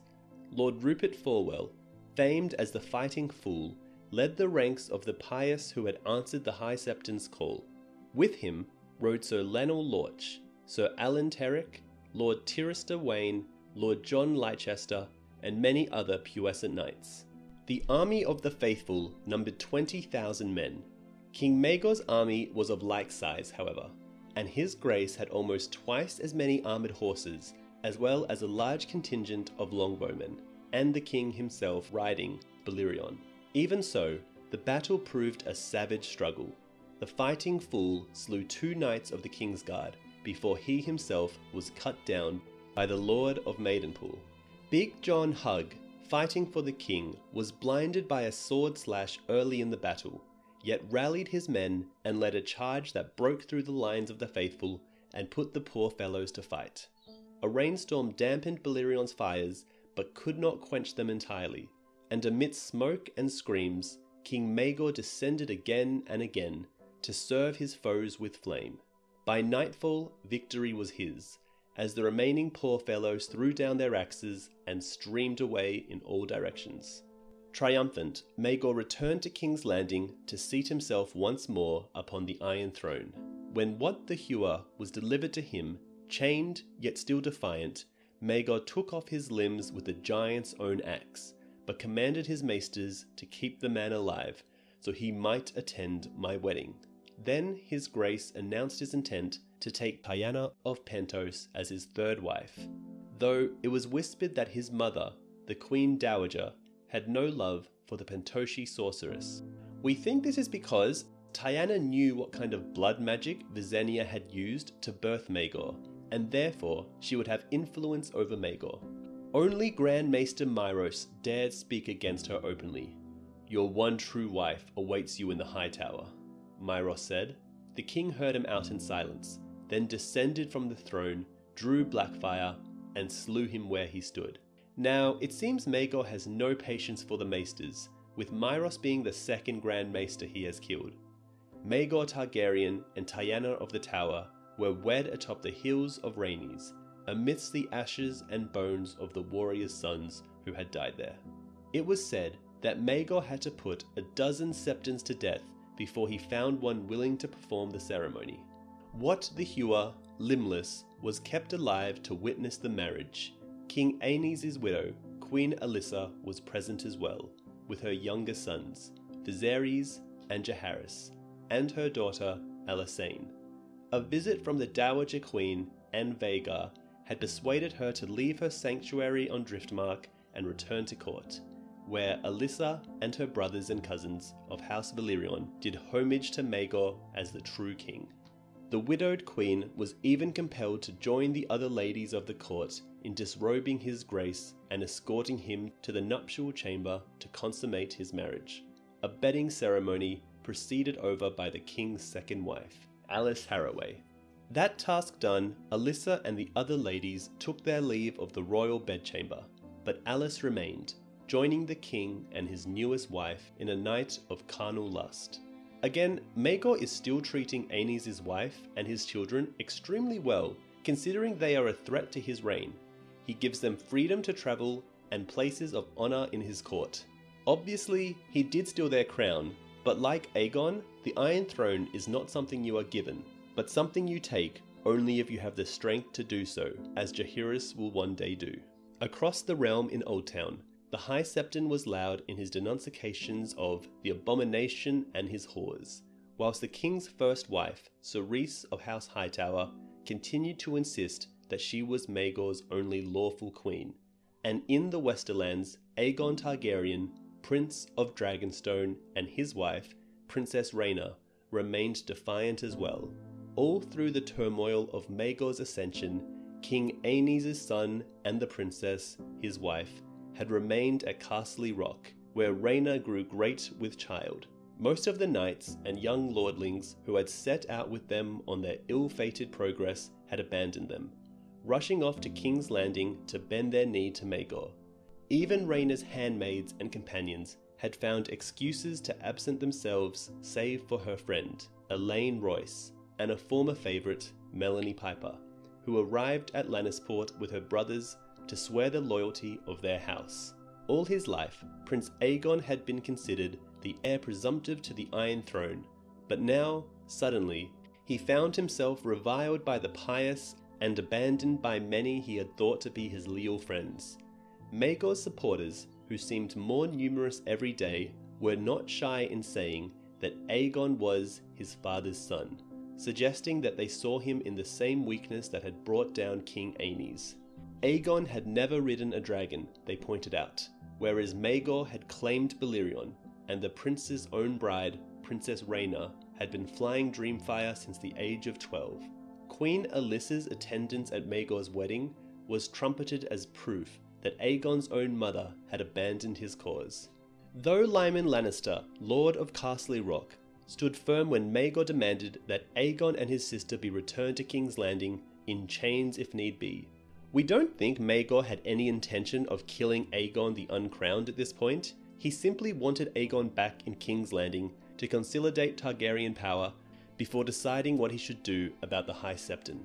Even he would not go so far as to pledge his sword to the youth who now found himself being called the Pretender and Aegon the Uncrowned. And thus it was there at Castle Rock that Princess Rhaena gave birth to Aegon's daughters, twins they named Aeria and Rhaella. From the Starry Sept came another blistering proclamation. These children too were abominations, the High Septon proclaimed, fruits of lust and incest, accursed of the gods. The maester at Castle Rock, who helped deliver the children, tells us that afterward Princess Rhaena begged the prince, her husband, to take them all across the narrow sea to Tyrosh, or Mia, or Volantis, anywhere beyond their uncle's reach. For I would gladly give up my own life to make you king, but I will not put our girls at risk. But her words fell on stony ears, and her tears were shed in vain, for Prince Aegon was determined to claim his birthright. Aegon the Uncrowned is an idiot at this point. When his father died, he could not claim the Iron Throne because he was being besieged at Crackle by the poor fellows, and they only left to deal with the real Targaryen king, Maegor. And after Maegor crushed them and saved their house, Aegon thinks the throne is still his. Coincidentally, he wants it now, after Maegor has been made king again, safe. The dawn of the year 43 AC found King Maegor in King's Landing, where he had taken personal charge of the construction of the Red Keep. Much of the finished work was now undone or changed. New builders and workmen were brought in, and secret passages and tunnels crept through the depths of Aegon's high hill. As the red stone towers rose, the king commanded the building of a castle within the castle, a fortified redoubt, surrounded by a dry moat that would soon be known to all as Maegor's Holdfast. In that same year, Maegor made Lord Lucas Harroway, father of his wife Queen Alice, his new hand. But it was not the hand who had the king's ear. His grace might rule the 7 kingdoms, men whispered, but he himself was ruled by the 3 queens, his mother, Queen Visenya, his paramour, Queen Alice, and the Pentoshi witch, Queen Tyanna. The Mistress of Whispers, Tyanna was called, and the King's Raven, for her black hair. She spoke with rats and spiders, it was said, and all the vermin of King's Landing came to her by night to tell tales of any fool rash enough to speak against the king. Meanwhile, thousands of poor fellows still haunted the roads and wild places of the Reach, the Trident, and the Vale, though they would never again assemble in large numbers to face the king in open battle. The stars fought on in smaller ways, falling upon travellers and swarming over towns, villages, and poorly defended castles, slaying the king's loyalists wherever they found them. The Sir Horace Hill had escaped the battle at Great Fork, but defeat and flight had tarnished him, and his followers were few. The new leaders of the Poor Fellows were men like Ragged Salias, Septon Moon, and Dennis the Lame, hardly distinguishable from outlaws. One of their most vicious captains was a woman called Poxy Jean Poor, whose savage followers made the woods between King's Landing and Storm's End all but impassable to honest travellers. Meanwhile, the warriors' sons had chosen a new Grand Captain in the person of Sir Geoffrey Doggett, the Red Dog of the Hills, who was determined to restore the order to its former glory. When Sir Geoffrey set out from Lannisport to seek the blessing of the High Septon, 100 men rode with him. By the time he arrived in Oldtown, so many knights and squires and free riders had joined him that his numbers had swollen to 2,000. Elsewhere in the realm, other restless lords and men of faith were gathering men as well, and plotting ways to bring the dragons down. None of this had gone unnoticed. Ravens flew to every corner of the realm, summoning lords and landed knights of doubtful loyalty to King's Landing to bend the knee, swear homage, and deliver a son or daughter as a hostage for their obedience. The stars and swords were outlawed. Membership in either order would henceforth be punishable by death. The High Septon was commanded to deliver himself to the Red Keep, to stand trial for high treason. His High Holiness responded from the Starry Sept, commanding the king to present himself in Oldtown to beg the forgiveness of the gods for his sins and cruelties. Many of the faithful echoed his defiance. Some pious lords did travel to King's Landing to do homage and present hostages, but more did not, trusting to their numbers and the strength of their castles to keep them safe. King Maegor let the poisons fester for almost half a year. So engrossed was he in the building of his Red Keep. It was his mother who struck first. The Dowager Queen mounted Vhagar and brought fire and blood to the Riverlands as once she had to Dorne. In a single night, the seats of House Blaintree, House Terrick, House Deddings, House Leicester, and House Wayne were set aflame. Then Maegor himself took wing, flying Balerion to the Westerlands, where he burned the castles of the Brooms, the Forwells, the Lorches, and the other pious lords who had defied his summons. Lastly, he descended upon the seat of House Doggett, reducing it to ash. The fires claimed the lives of Sir Joffrey's father, mother, and young sister, along with their sworn swords, serving men, and chattel. As pillars of smoke rose all through the Westerlands and the Riverlands, Vhagar and Balerion turned south. Another Lord Hightower, counselled by another High Septon, had opened the gates of Oldtown during the conquest. But now it seemed as if the greatest and most populous city in Westeros must surely burn. Thousands fled Oldtown that night, streaming from the city gates or taking ship for distant ports. Thousands more took to the streets in drunken revelry. This is a night for song and sin and drink, men told one another. For come the morrow, the virtuous and the vile burn together. Others gathered in septs and temples and ancient woods to pray they might be spared. In the Starry Sept, the High Septon rallied and thundered, calling down the wrath of the gods upon the Targaryens. The Archmaesters of the Citadel met in conclave. The men of the City Watch filled sacks with sand and pails, with water to fight the fires they knew were coming. Along the city walls, crossbows, scorpions, spitfires, and spear throwers were hoisted onto the battlements in hopes of bringing down the dragons when they appeared.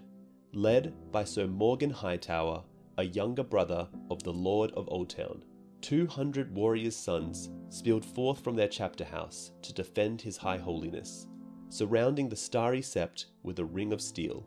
Atop the high tower, the great beacon fire turned a baleful green, as Lord Martin Hightower called his banners. Oldtown waited for the dawn, and the coming of the dragons. And the dragons came. Vhagar first, as the sun was rising, then Balerion, just before midday. But they found the gates of the city open, the battlements unarmed, and the banners of House Targaryen, House Tyrell, and House Hightower flying side by side atop the city walls. The Dowager Queen Visenya was the first to learn the news. Sometime during the blackest hour of that long and dreadful night, the High Septon had died. A man of 53, as tireless as he was fearless, and to all appearances in robust good health. This High Septon had been renowned for his strength. More than once he had preached for a day and a night without taking sleep or nourishment. His sudden death shocked the city and dismayed his followers. Its causes are debated to this day. Some say that His High Holiness took his own life, in what was either the act of a craven afraid to face the wrath of King Maegor, or a noble sacrifice to spare the good folk of Oldtown from dragonfire. Others claim the Seven struck him down for the sin of pride, for hearsay, treason, and arrogance. Many and more remain certain he was murdered. But by whom? Sir Morgan Hightower did the deed at the command of his lord brother, some say, and Sir Morgan was seen entering and leaving the High Septon's privy chambers that night. Others point to the Lady Patrice Hightower, Lord Martin's maiden aunt, and a reputed witch, who did indeed seek an audience with His High Holiness at dusk, though he was alive when she departed. The Archmaesters of the Citadel are also suspected, though whether they made use of the dark arts, an assassin, or a poisoned scroll is still a matter of some debate.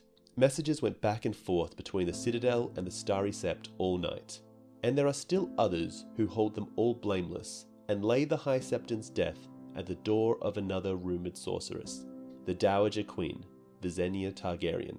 Visenya is a red herring, and the High Septon was killed by either the Maesters or Hightowers, but really, what's the difference? The truth will likely never be known, but the swift reaction of Lord Martin when word reached him at the Hightower is beyond dispute. At once he dispatched his own knights to disarm and arrest the warriors' sons, amongst them his own brother. The city gates were opened, and Targaryen banners raised along the walls. Even before Vhagar's wings were sighted, Lord Hightower's men were rousting the most devout from their beds and marching them to the Starry Sept at Spear Point to choose a new High Septon. It required but a single ballot. Almost as one, the wise men and women of the faith turned to a certain Septon, Pater, 90 years old, blind, stooped, and feeble, but famously amicable. The new High Septon almost collapsed beneath the weight of the crystal crown when it was placed upon his head, but when Maegor Targaryen appeared before him in the Starry Sept, he was only too pleased to bless him as king and anoint his head with holy oils, even if he did forget the words of the blessing.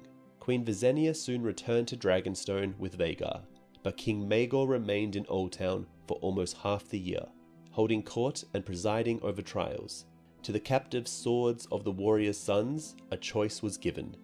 Those who renounced their allegiance to the Order would be permitted to travel to the Wall and live out their days as brothers of the Night's Watch. Those who refused could die as martyrs to their faith. 3/4 of the captives chose to take the black. The remainder died. 7 of their number, famous knights and the sons of lords, were given the honour of having King Maegor himself remove their heads with blackfire. The rest of the condemned were beheaded by their own former brother-in-arms. Of all their number, only one man received a full royal pardon, Sir Morgan Hightower. The new High Septon formally dissolved both the warriors' sons and the poor fellows, commanding their remaining members to lay down their arms in the name of the gods. The 7 had no more need of warriors, proclaimed His High Holiness. Henceforth the Iron Throne would protect and defend the faith. King Maegor granted the surviving members of the faith militant till year's end to surrender their weapons and give up their rebellious ways. After that, those who remained defiant would find a bounty on their heads: a gold dragon for the head of any unrepented warrior's sons, a silver stag for the lice-ridden scalp of a poor fellow. The new High Septon did not demur, nor did the most devout. This was a huge achievement for Maegor in defeating the faith armies so completely, having the Hightowers and High Septons disavow their own soldiers, with House Targaryen once again unchallenged. And yet, Maegor is considered cruel and senseless. The former may be true, but not the latter. During his time at Oldtown, the king was also reconciled with his first wife, Queen Cerys, the sister of his host, Lord Hightower. Her Grace agreed to accept the king's other wives, to treat them with respect and honour and speak no further ill against them, whilst Maegor swore to restore to Cerise all the rights, incomes, and privileges due her as his wedded wife and queen. A great feast was held at the Hightower to celebrate their reconciliation. The revels even included a bedding and a second consummation, so all men would know this to be a true and loving union.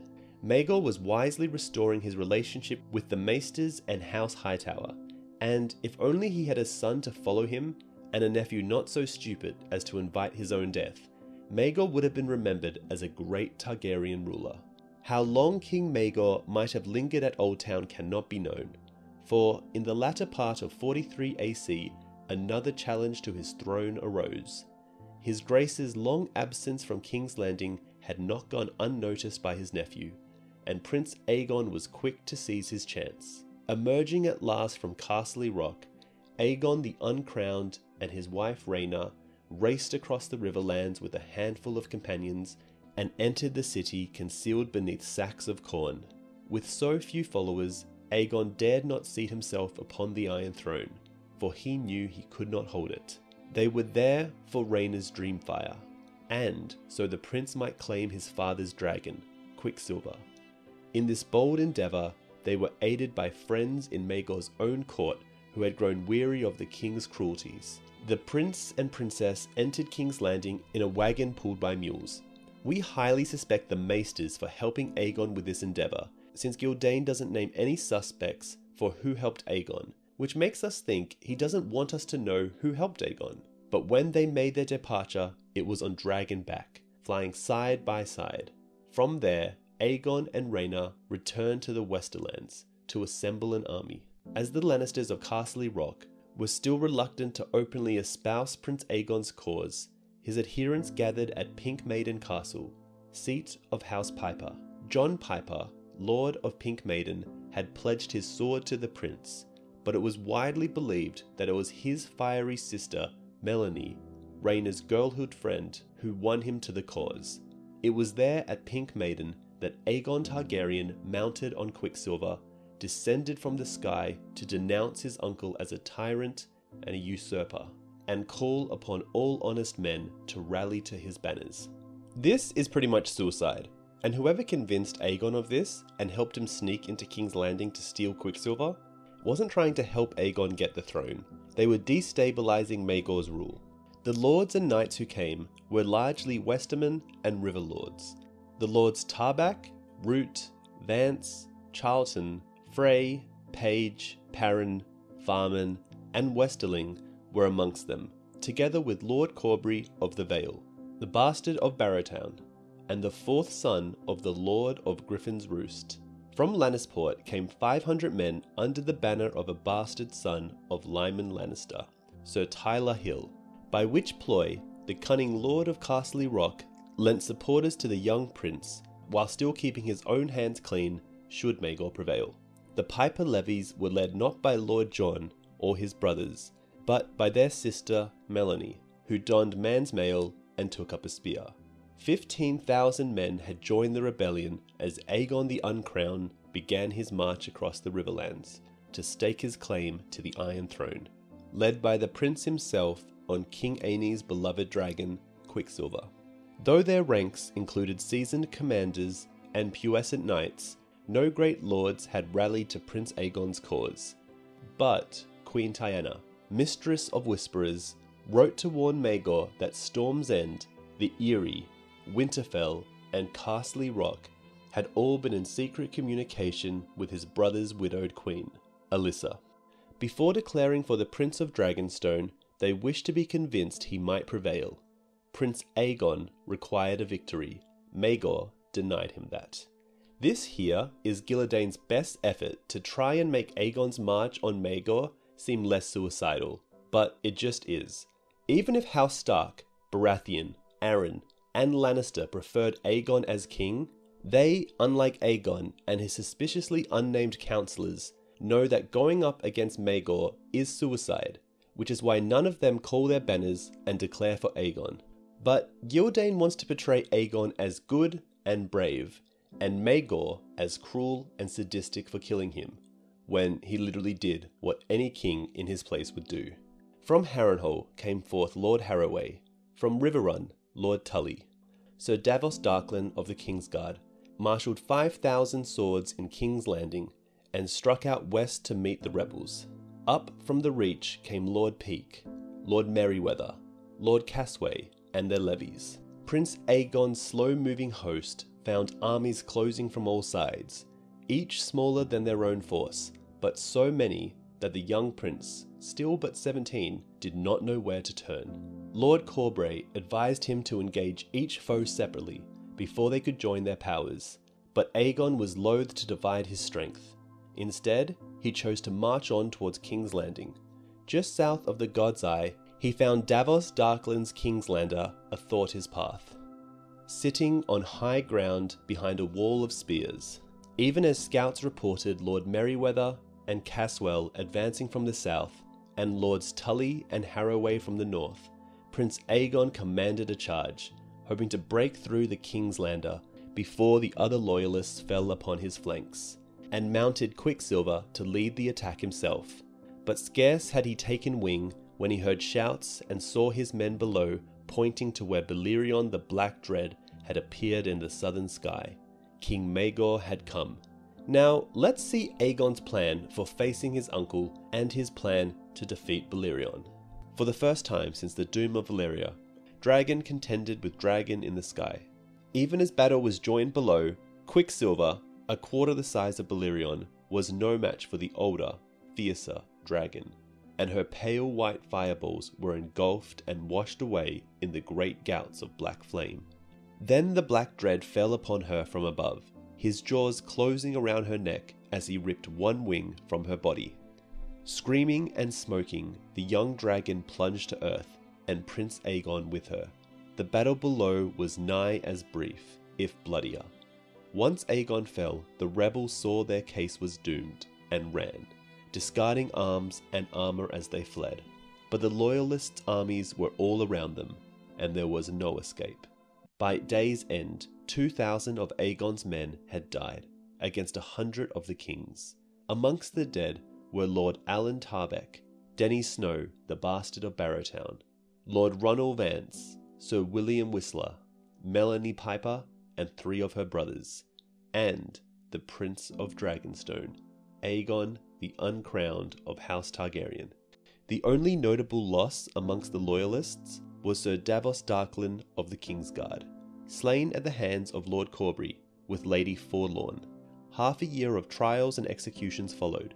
Queen Visenya persuaded her son to spare some of the rebellious lords, but even those who kept their lives lost lands and titles and were forced to give up hostages. To be honest, Maegor is just Stannis. He'll break before he bends and no one loves him.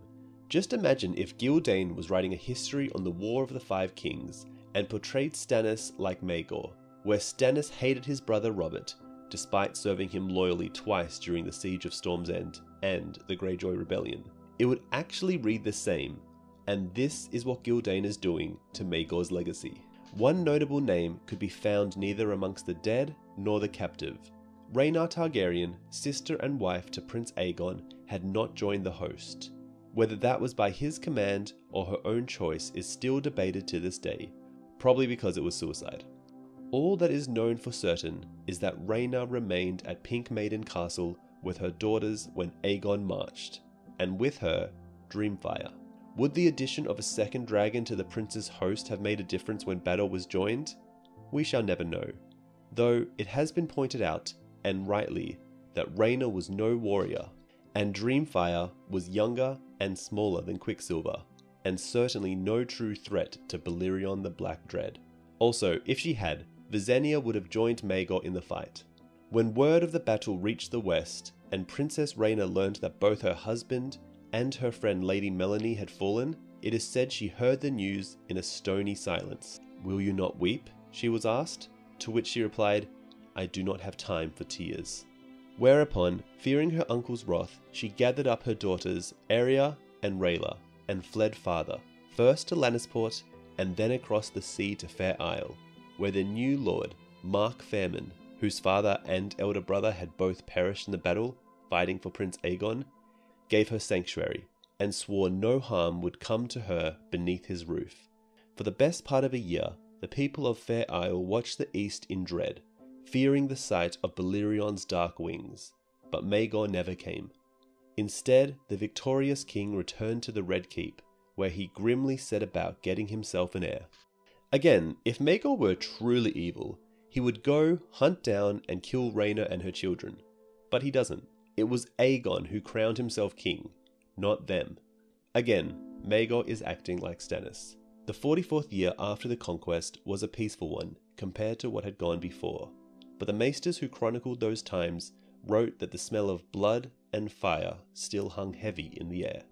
Mostly because the maesters weren't done trying to seat a different Targaryen, who they could manipulate, unlike Maegor. Maegor the First Targaryen sat the Iron Throne as his Red Keep rose around him, but his court was grim and cheerless, despite the presence of his 3 queens, or perhaps because of it. Each night he summoned one of his wives to his bed, yet still he remained childless, with no heir but for the sons and daughters of his brother Aenys.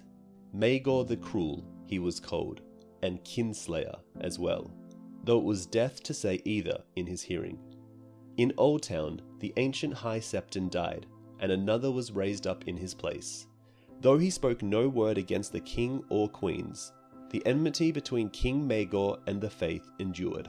Hundreds of poor fellows had been hunted down and slain, their scalps delivered to the king's men for the bounty. But thousands more still roamed the woods and hedges and the wild places of the 7 kingdoms, cursing the Targaryens with their every breath. One band even crowned their own High Septon, in the person of a bearded brute named Septon Moon, and a few warriors' sons still endured, led by Sir Joffrey Doggett, the Red Dog of the Hills. Outlawed and condemned, the Order no longer had the strength to meet the king's men in open battle, so the Red Dog sent them out in the guise of hedge knights, to hunt and slay Targaryen loyalists and traitors to the faith. Their first victim was Sir Morgan Hightower, late of their order, cut down and butchered on the road to Honeyholt. Old Lord Merryweather was the next to die, followed by Lord Peake's son and heir, Davos Darkland's aged father, even blind John Hogg. Though the bounty for the head of a warrior's son was a golden dragon, the small folk and peasants of the realm hid and protected them, remembering what they had been. On Dragonstone, the Dowager Queen Visenya had grown thin and haggard, the flesh melting from her bones.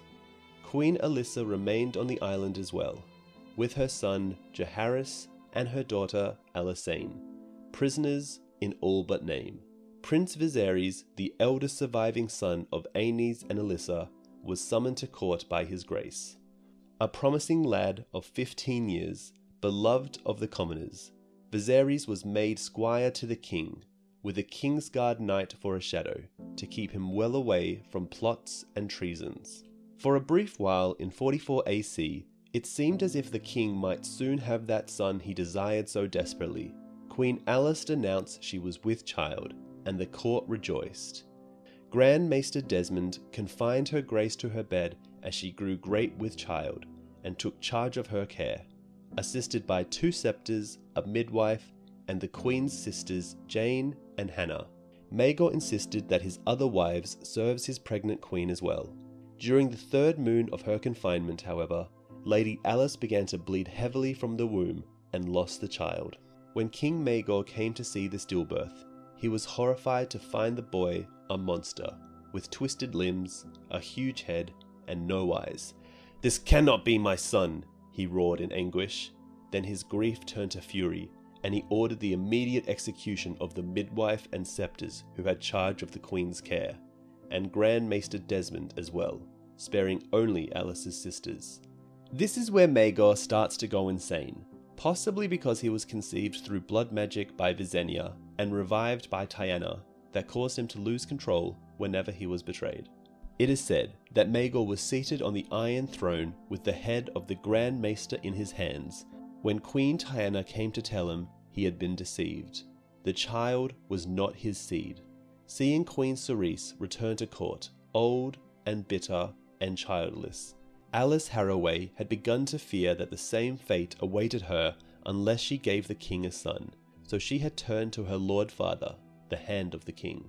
On the nights when the king was sharing a bed with Queen Cerise or Queen Tiana, Lucas Haraway sent men to his daughter's bed to get her with child. Maegor refused to believe. He told Tiana she was a jealous witch and barren, throwing the Grand Maester's head at her. "Spiders do not lie," the mistress of the Whisperers replied. She handed the king a list. Written there were the names of 20 men alleged to have given their seed to Queen Alice. Old men and young, handsome men and homely ones, knights and squires, lords and servants, even grooms and smiths and singers. The king's hand had cast a wide net, it seemed. The men had only one thing in common. All were men of proven potency, known to have fathered healthy children. Under torture, all but 2 confessed. One, a father of 12, still had the gold paid him by Lord Haraway for his services. The questioning was carried out swiftly and secretly, so Lord Haraway and Queen Alice had no inkling of the king's suspicions until the king's guard burst in on them. Dragged from her bed, Queen Alice saw her sisters killed before her eyes as they tried to protect her. Her father, inspecting the Tower of the Hand, was flung from its roof to smash upon the stones below. Haraway's sons, brothers, and nephews were taken as well, thrown onto the spikes that lined the dry moat around Maegor's holdfast. Some took hours to die. The simple-minded Horace Haraway lingered for days.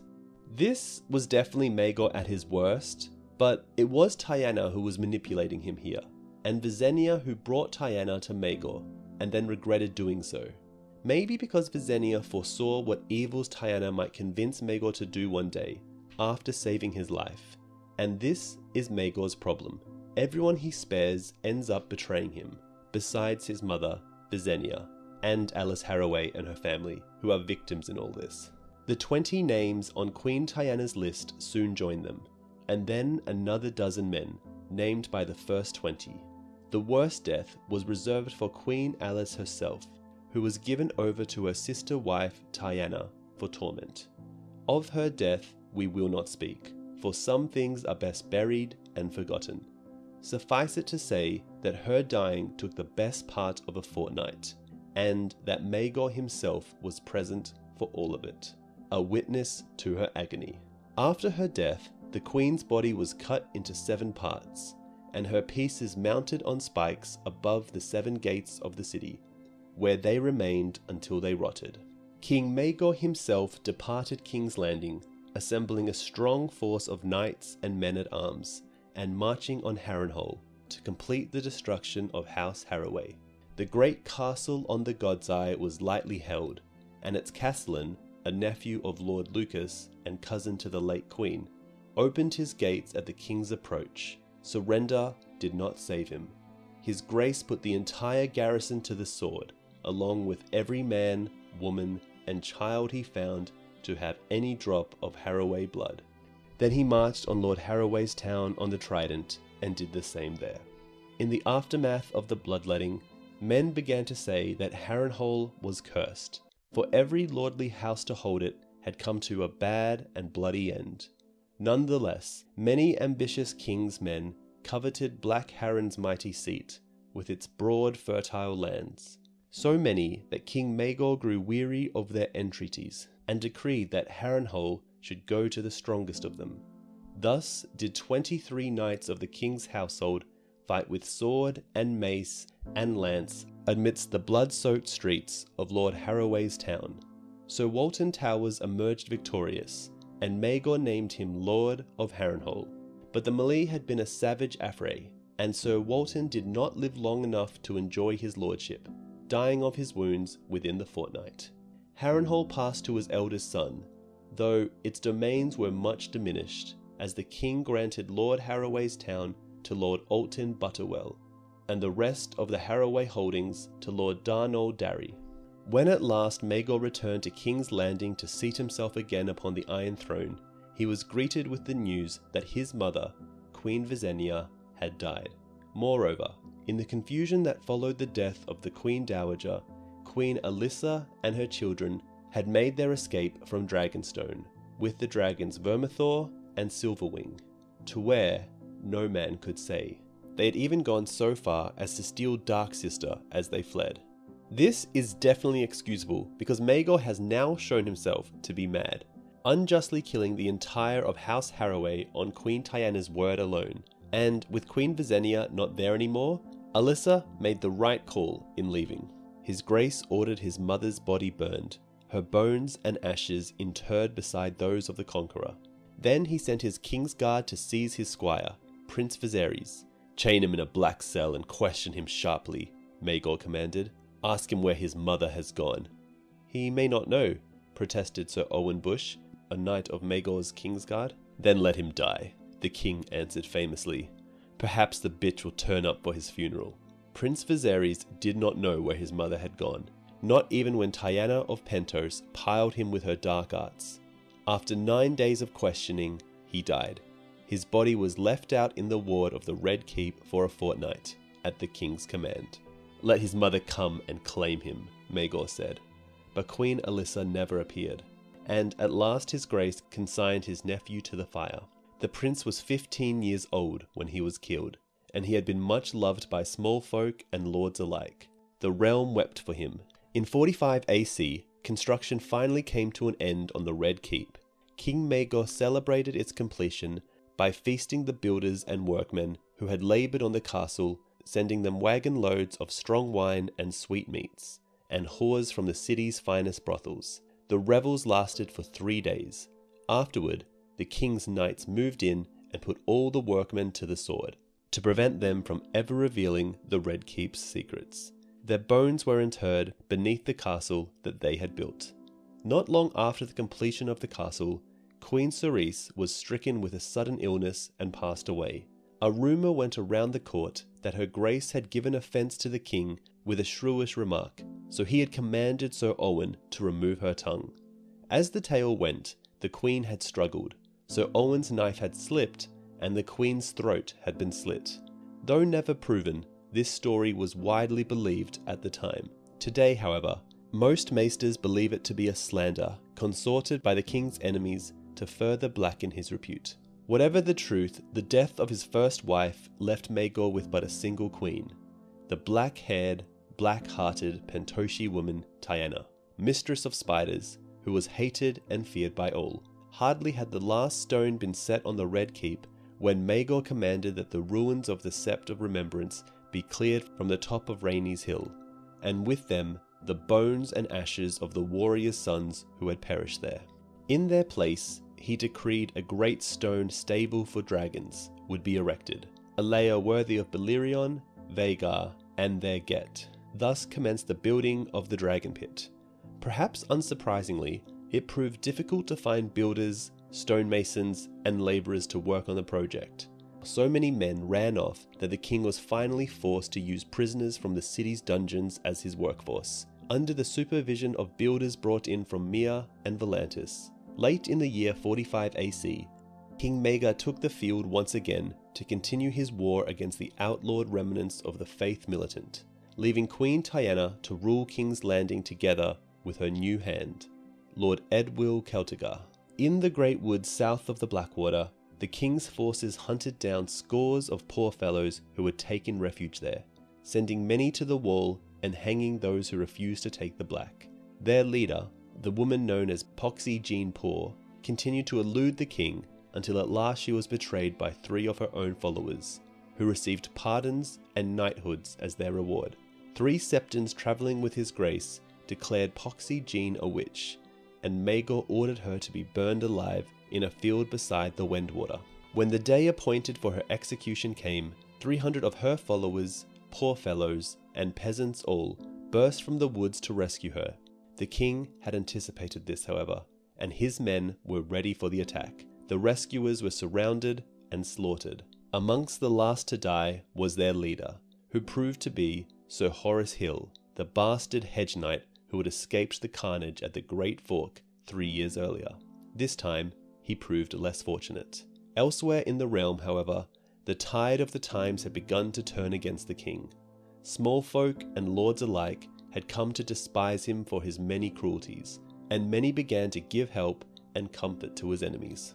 Despite how evil Maegor was, he did ensure that when Jaehaerys took the throne after him, no one would question Targaryen power to rule again until Robert's Rebellion. Septon Moon, the High Septon, raised up by the poor fellows against the man in Oldtown they called the High Lickspittle, roamed the Riverlands and Reach, drawing huge crowds whenever he emerged from the woods to preach against the king. The hill country north of the Golden Tooth was ruled in all but name by the Red Dog, Sir Joffrey Doggett, self-proclaimed Grand Captain of the Warrior's Son. Neither Castle Rock nor Riverrun seemed inclined to move against him. Dennis the Lame and Ragged Silas remained at large, and whenever they roamed, small folk helped keep them safe. Knights and men-at-arms sent out to bring them to justice oft vanished. In 46 AC, King Maegor returned to the Red Keep with 2,000 skulls, the fruits of a year of campaigning. They were the heads of the poor fellows and warriors' sons, he announced, and he dumped them out beneath the Iron Throne. But it was widely believed that many of the Grisby trophies belonged to simple crofters, field hands, and swineherds, guilty of no crime but faith. The coming of the new year found Maegor still without a son, not even a bastard who might be legitimized, nor did it seem likely that Queen Tyanna would give him the heir that he desired. While she continued to serve his grace as Mistress of Whisperers, the king no longer sought her bed.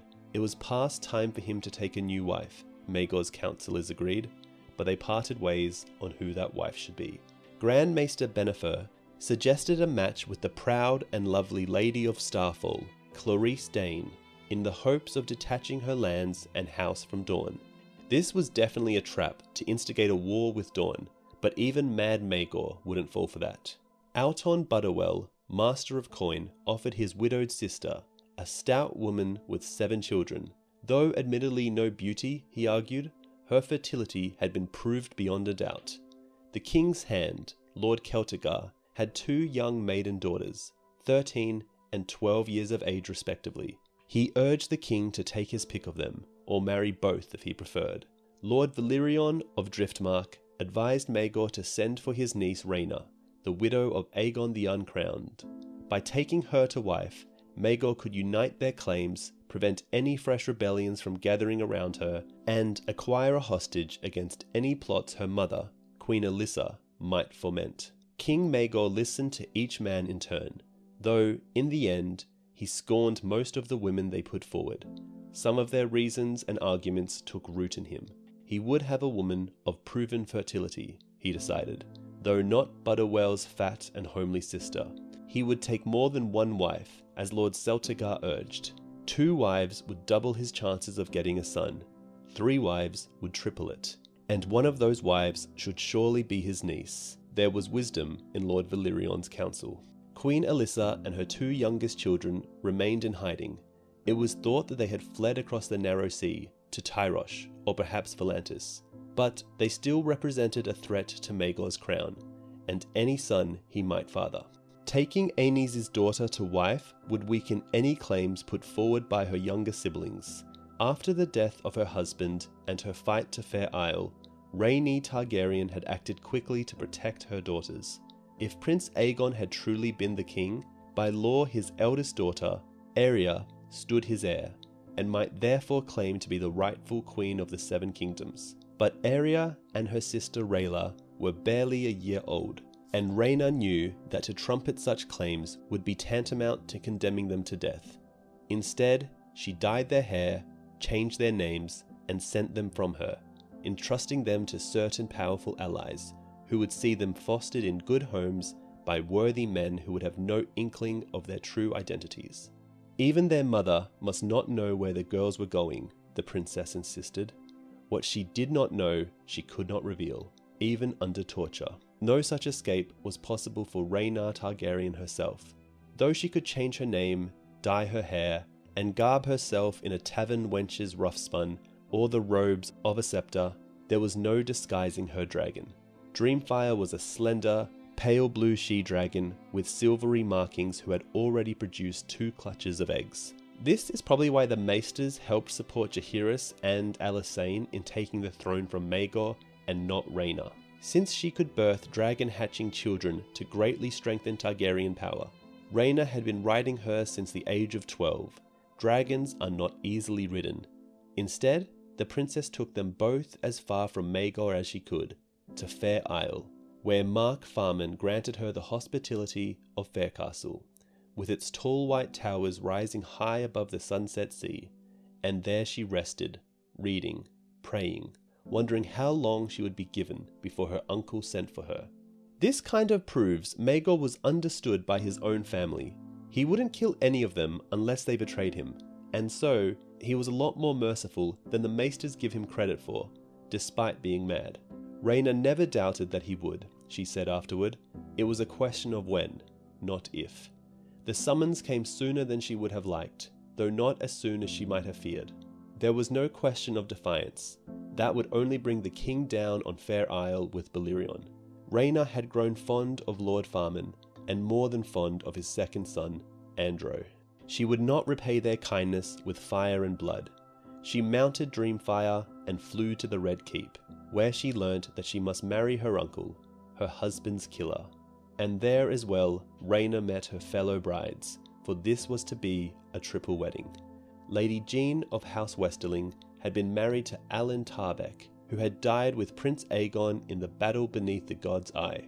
A few months later, she had given her late lord a posthumous son, tall and slender. With lustrous brown hair, Lady Jean was being courted by a younger son of the Lord of Casterly Rock, when Maegor sent for her. But this meant little and less to the king. More troubling was the case of Lady Eleanor of House Costain, the wife of Sir Theo Bolling, a landed knight who had fought for the king in his last campaign against the Poorfellows. Though only 19, Lady Elaine had already given Bolling 3 sons when the king's eye fell upon her. The youngest boy was still at her breast when Sir Theo was arrested by the Kingsguard and charged with conspiring with Queen Alyssa to murder the king and place the boy Jaehaerys on the Iron Throne. Though Bolling protested his innocence, he was found guilty and beheaded the same day. King Maegor gave his widow 7 days to mourn in honor of the gods, then summoned her to tell her they would marry. At the town of Stony Sept, Septon Moon denounced King Maegor's wedding plans, and hundreds of townfolk cheered wildly, but few others dared to raise their voices against his grace. The High Septon took ship at Oldtown, sailing to King's Landing to perform the marriage rites. On a warm spring day in the 47th year after the conquest, Maegor Targaryen took 3 wives in the ward of the Red Keep. Though each of his new queens was garbed and cloaked in the colours of her father's house, the people of King's Landing called them the Black Brides, for all were widows. The presence of Lady Jean's son and Lady Eleanor's 3 boys at the wedding ensured that they would play their parts in the ceremony. There were many who expected some show of defiance from Princess Rhaena. Such hopes were quelled when Queen Tyanna appeared, escorting 2 young girls with silver hair and purple eyes, clad in the red and black of House Targaryen. "You were foolish to think you could hide them from me," Tyanna told the princess. Rhaena bowed her head and spoke her vows in a voice as cold as ice. Many queer and contradictory stories are told of the night that followed, and with the passage of so many years, it is difficult to separate truth from legends. Did the 3 black brides share a single bed, as some claim? It seems unlikely. Did His Grace visit all 3 women during the night and consummate all 3 unions? Perhaps.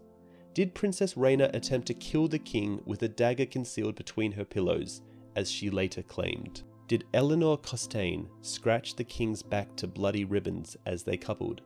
Did Jean Westerling drink the fertility potion that Queen Tyanna supposedly brought her, or throw it in the older woman's face?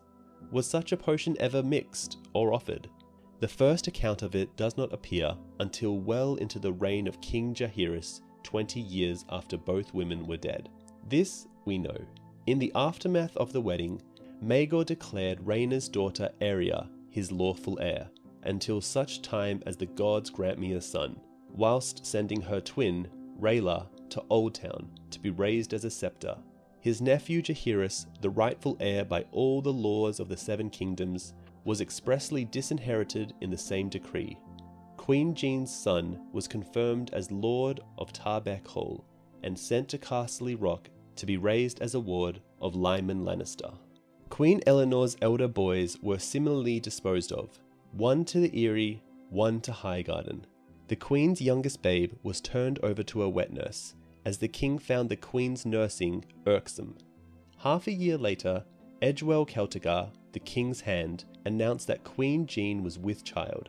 Hardly had her belly begun to swell when the King himself revealed that Queen Eleanor was also pregnant. Maegor showered both women with gifts and honours, and granted new lands and offices to their fathers, brothers, and uncles. It is kind of sad how desperate he was just to have an heir, and willing to reward anyone who would give him one. But his joy proved to be short-lived. 3 months before she was due, Queen Jean was brought to bed by a sudden onset of labour, and delivered a stillborn child, as monstrous as the one Alice Harroway had birthed. A legless and armless creature possessed of both male and female genitalia. Nor did the mother long survive the child. Maegor was cursed, men said. He had slain his nephew, made war against the faith and the High Septon, defied the gods, committed murder and incest, adultery and rape. His privy parts were poisoned, his seed full of worms. The gods would never grant him a living son, or so the whispers ran.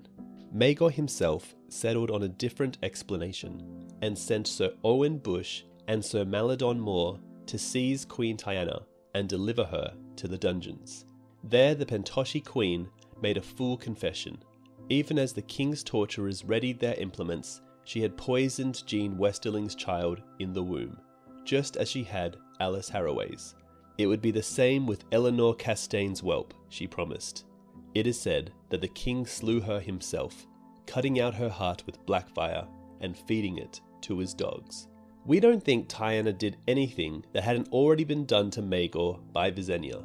Check out Quinn's video on Tyanna and Visenya's secrets, link in the description. But even in death, Tyanna of the Tower had her revenge, for it came to pass just as she had promised. The moon turned and turned again, and in the black of night, Queen Eleanor too was delivered of a malformed and stillborn child, an eyeless boy born with rudimentary wings. That was in the 48th year after the conquest, the 6th year of King Maegor's reign, and the last year of his life. No man in the Seven Kingdoms could doubt that the king was accursed now. What followers still remained to him began to melt away, evaporating like dew in the morning sun. Word reached King's Landing that Sir Joffrey Doggett had been seen entering Riverrun, not as a captive, but as a guest of Lord Tully. Septon Moon appeared once more, leading thousands of the faithful on a march across the Reach to Oldtown, with the announcement intent of bearding the Lickspittle in the Starry Sept to demand that he denounce the abomination on the Iron Throne, and lift his ban on the military orders. When Lord Oakheart and Lord Rowan appeared before him with their levies, they came not to attack Moon, but to join him. Lord Celtigar resigned as King's Hand and returned to his seat on Claw Isle. Reports from the Dornish marches suggested that the Dornishmen were gathering in the passes, preparing to invade the realm. The worst blow came from Storm's End. There, on the shores of Shipbreaker Bay, Lord Rhaegar Baratheon proclaimed young Jaehaerys Targaryen to be the true and lawful king of the Andals, the Rhoynar, and the First Men, and Prince Jaehaerys named Lord Rhaegar protector of the realm and hand of the king.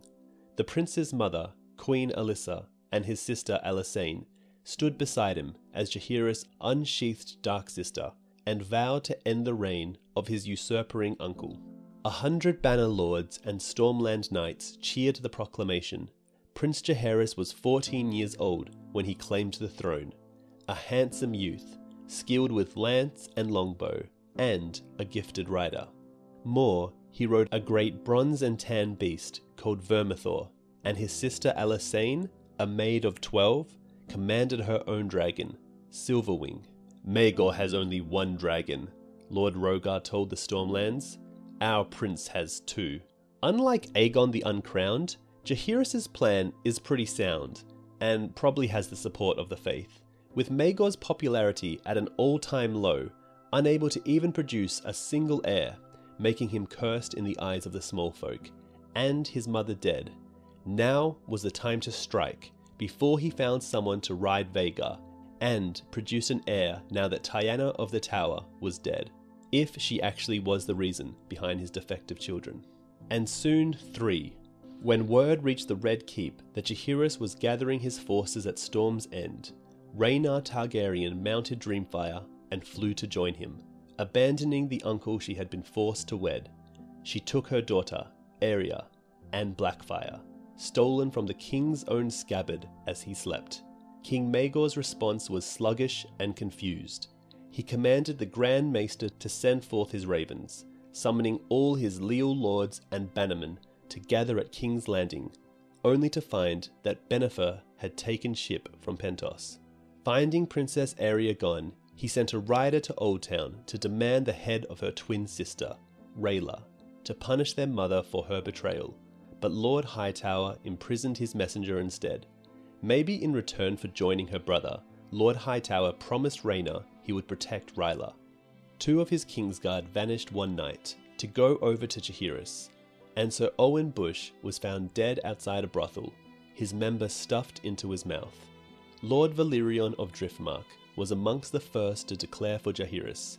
As the Valyrians were the realm's traditional admirals, Maegor woke to find he had lost the entire royal fleet. The Tyrells of Highgarden followed, with all the power of the Reach. The Hightowers of Oldtown, the Redwinds of the Arbor, the Lannisters of Castle Rock, the Arryns of the Eyrie, the Royces of Runestone, one by one, they came out against the king. In King's Landing, a score of lesser lords gathered at Maegor's command, amongst them Lord Darklyn of Duskendale, Lord Massey of Stonedance, Lord Staunton of Rook's Rest, Lord Towers of Harrenhal, Lord Bar-Emmon of Sharppoint, Lord Buckwell of the Antlers, the Lords Roseby, Stokeworth, Hayfort, Hart, Birch, Rollingford, Bywater, and Mallory. Yet they commanded scarce 4,000 men amongst them all, and only 1 in 10 of those were knights. Maegor brought them together in the Red Keep one night to discuss his plan of battle. When they saw how few they were, and realized that no great lords were coming to join them, many lost heart. And Lord Hayfort went so far as to urge his grace to abdicate and take the Black. His grace ordered Hayfort beheaded on the spot, and continued the war council with his lordship's head mounted on a lance behind the Iron Throne.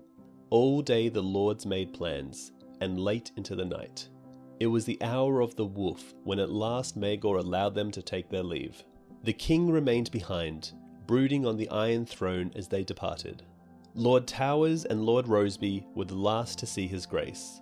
Hours later, as dawn was breaking, the last of Maegor's queens came seeking after him.